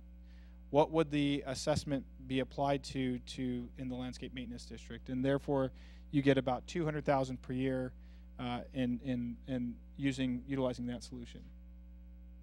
Now, I will say one thing in terms of all of these as we went through them. Probably one of the most important things for you to know, because I've had other residents tell me, well, why don't you implement a few of these things? Why don't we kind of create like a menu and you just put all of these on the ballot? What we've been told time and time again by not only other cities, but by other consultants, is that you want to be very careful about putting more than one potentially to be considered on the ballot. The reason that is that it creates confusion amongst residents about different ones, and what happens is sometimes you tend to vote no on both. Or vote yes on one, or yes on the one that's a lesser cost to them as they interpret it, versus the one that actually may generate revenue even with the aforementioned information. So the thing to keep in mind is always to look at it from the angle of which, if I could select one, or if I preferred one, or if I wanted more additional information on one, which one would I want more information on? What we've done is synthesize those previous slides to kind of give an outline. It's still difficult to read from where you're at.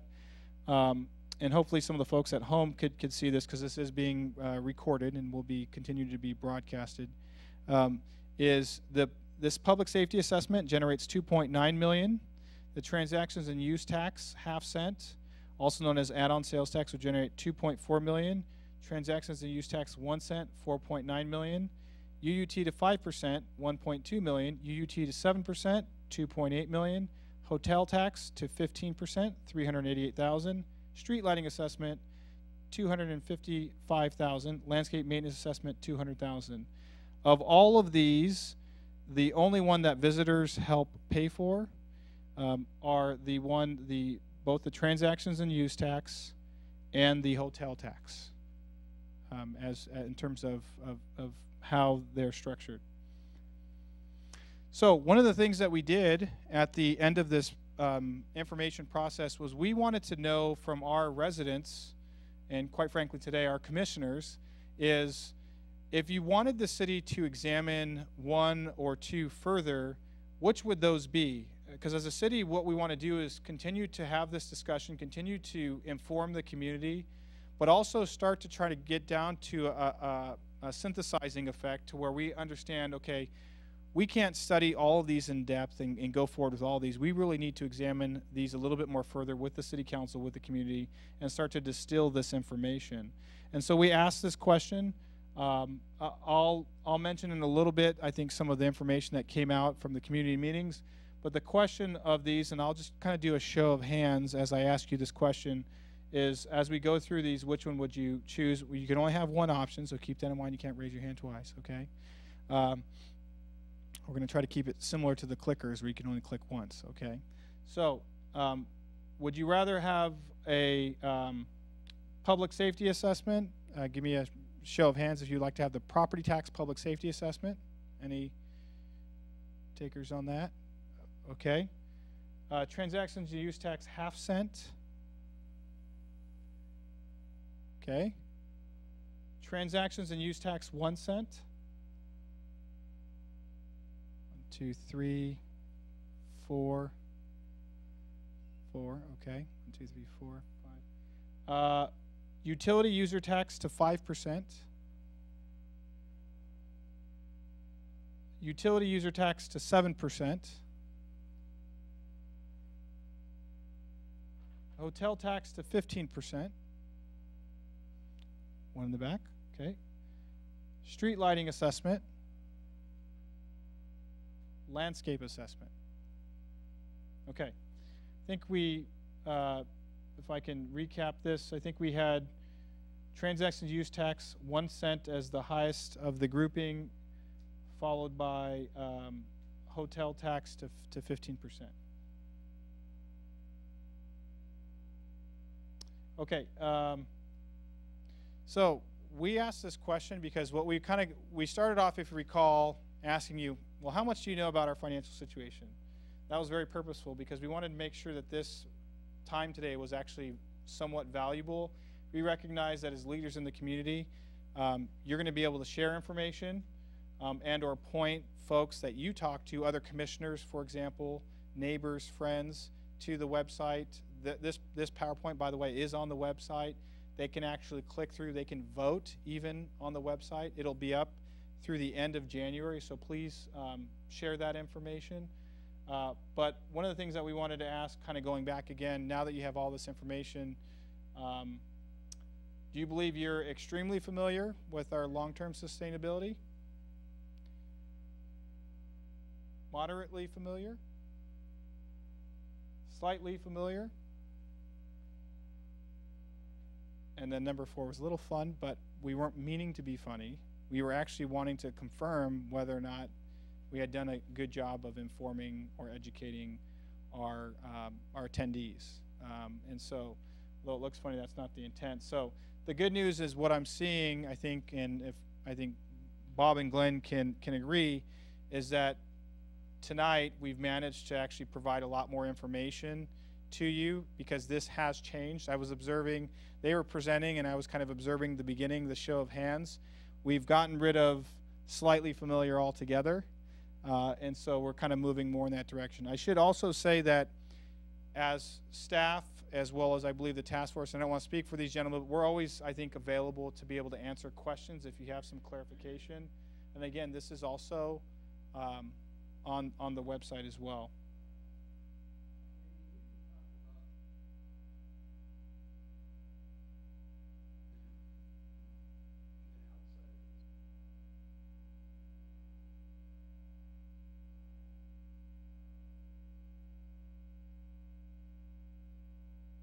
Yes, I did. It's in the previous slide.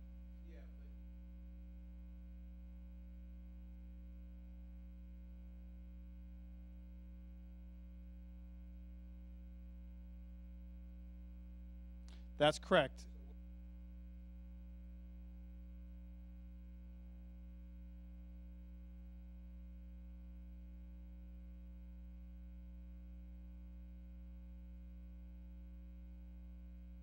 Potentially. We know that we are a transient north-south town. We know that a lot of people are visiting our gas stations, making even occasionally purchases. We know that also the downtown area, some people just go there just for a lunch, like El Farolito. So it depends. It's difficult to analyze exactly the split on that, and it's actually physically impossible to determine which transaction is transient in nature and which transaction is from our residents.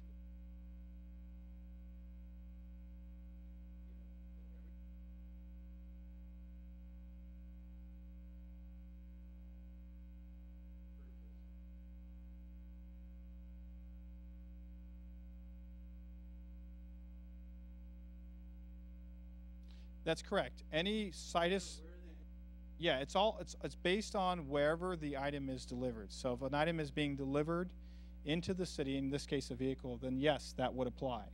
So it's all based on, it's a situs-based type transaction. So yes, you are correct.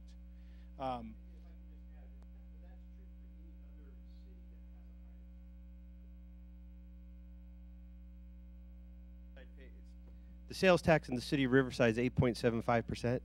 She was looking to buy a new car. If she came to Fairway Ford, she would have still paid 8.75% because your sales tax rate follows whatever your zip code is. So if someone from the city of LA that's now paying 10% sales tax came to Fairway Ford, they pay 10% sales tax.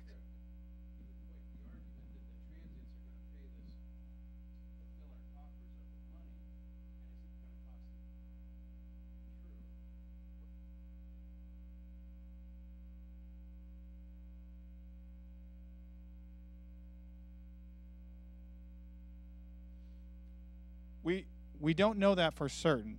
I guess I don't want to speculate, but what I'm trying to say is that we were trying to be transparent and clear with the slide to make sure it was clear that outside purchases, anything that is delivered to Placentia, such as a vehicle, that is correct. There would be an applicable tax.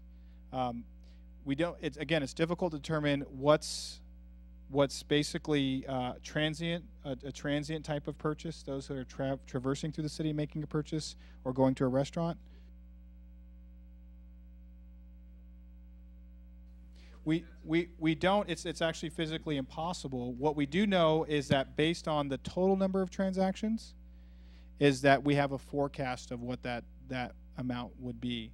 That is essentially the figure that we have. This is one of the issues you go round and round and round on. And the way I look at it is this way. The bad news is Placentia residents would have to pay 1% more. The good news is it all comes to the city. One of the issues, because when you look at where we generate sales tax in the city, the large purchases are the big generators. So one of the other advantages that we heard, or one of the issues to consider, try to be apolitical here, is passing this sales tax does not make Fairway Ford less competitive than, let's say, the Ford dealer in Buena Park. Why? Because the Placentia resident's going to pay it either way. So there's going to be no motivation to go there. So the bad news is, yes, you're going to pay it. The good news, I would guess, is somebody, I guess what Ms. Moreno is trying to talk about, what's the percentage between of the 4.8 and what's going to be paid inside and outside? Well, Dan's right. You can't get it specifically, but at least the outside person will pay something. They're not going to pay anything on the UUT.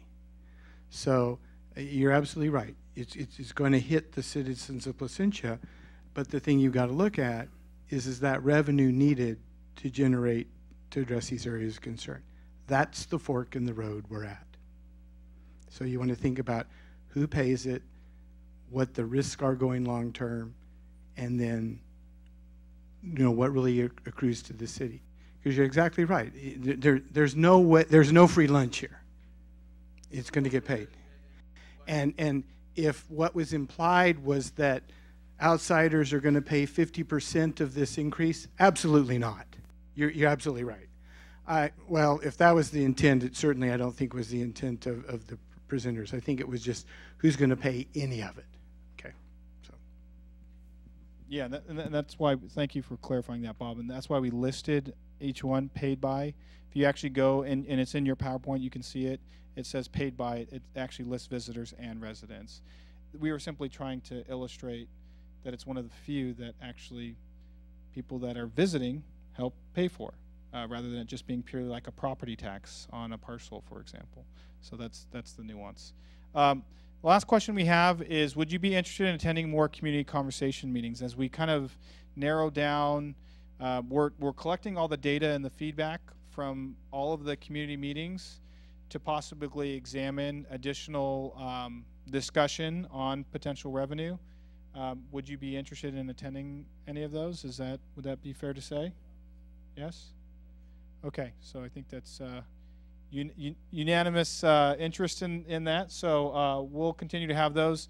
And if you haven't done so, we actually have a sign-up sheet. If you can please fill out your contact information, because when we do actually have future ones, it's a great way for us to get a hold of folks and send an email out to everyone to let them know the future schedule. So again, thank you very much for coming today.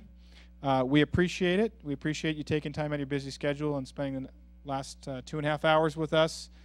Please share with your friends, your family members, your neighbors, your fellow commissioners to please go to the website if they haven't looked at this and try to take the survey. It's really helpful for us. We really envision this as a bottom-up process, not only with the task force and all the work they did independent of staff and the council, but just generally as a community. That's how we like to do things, is get input as we move forward together. So thank you again for your time.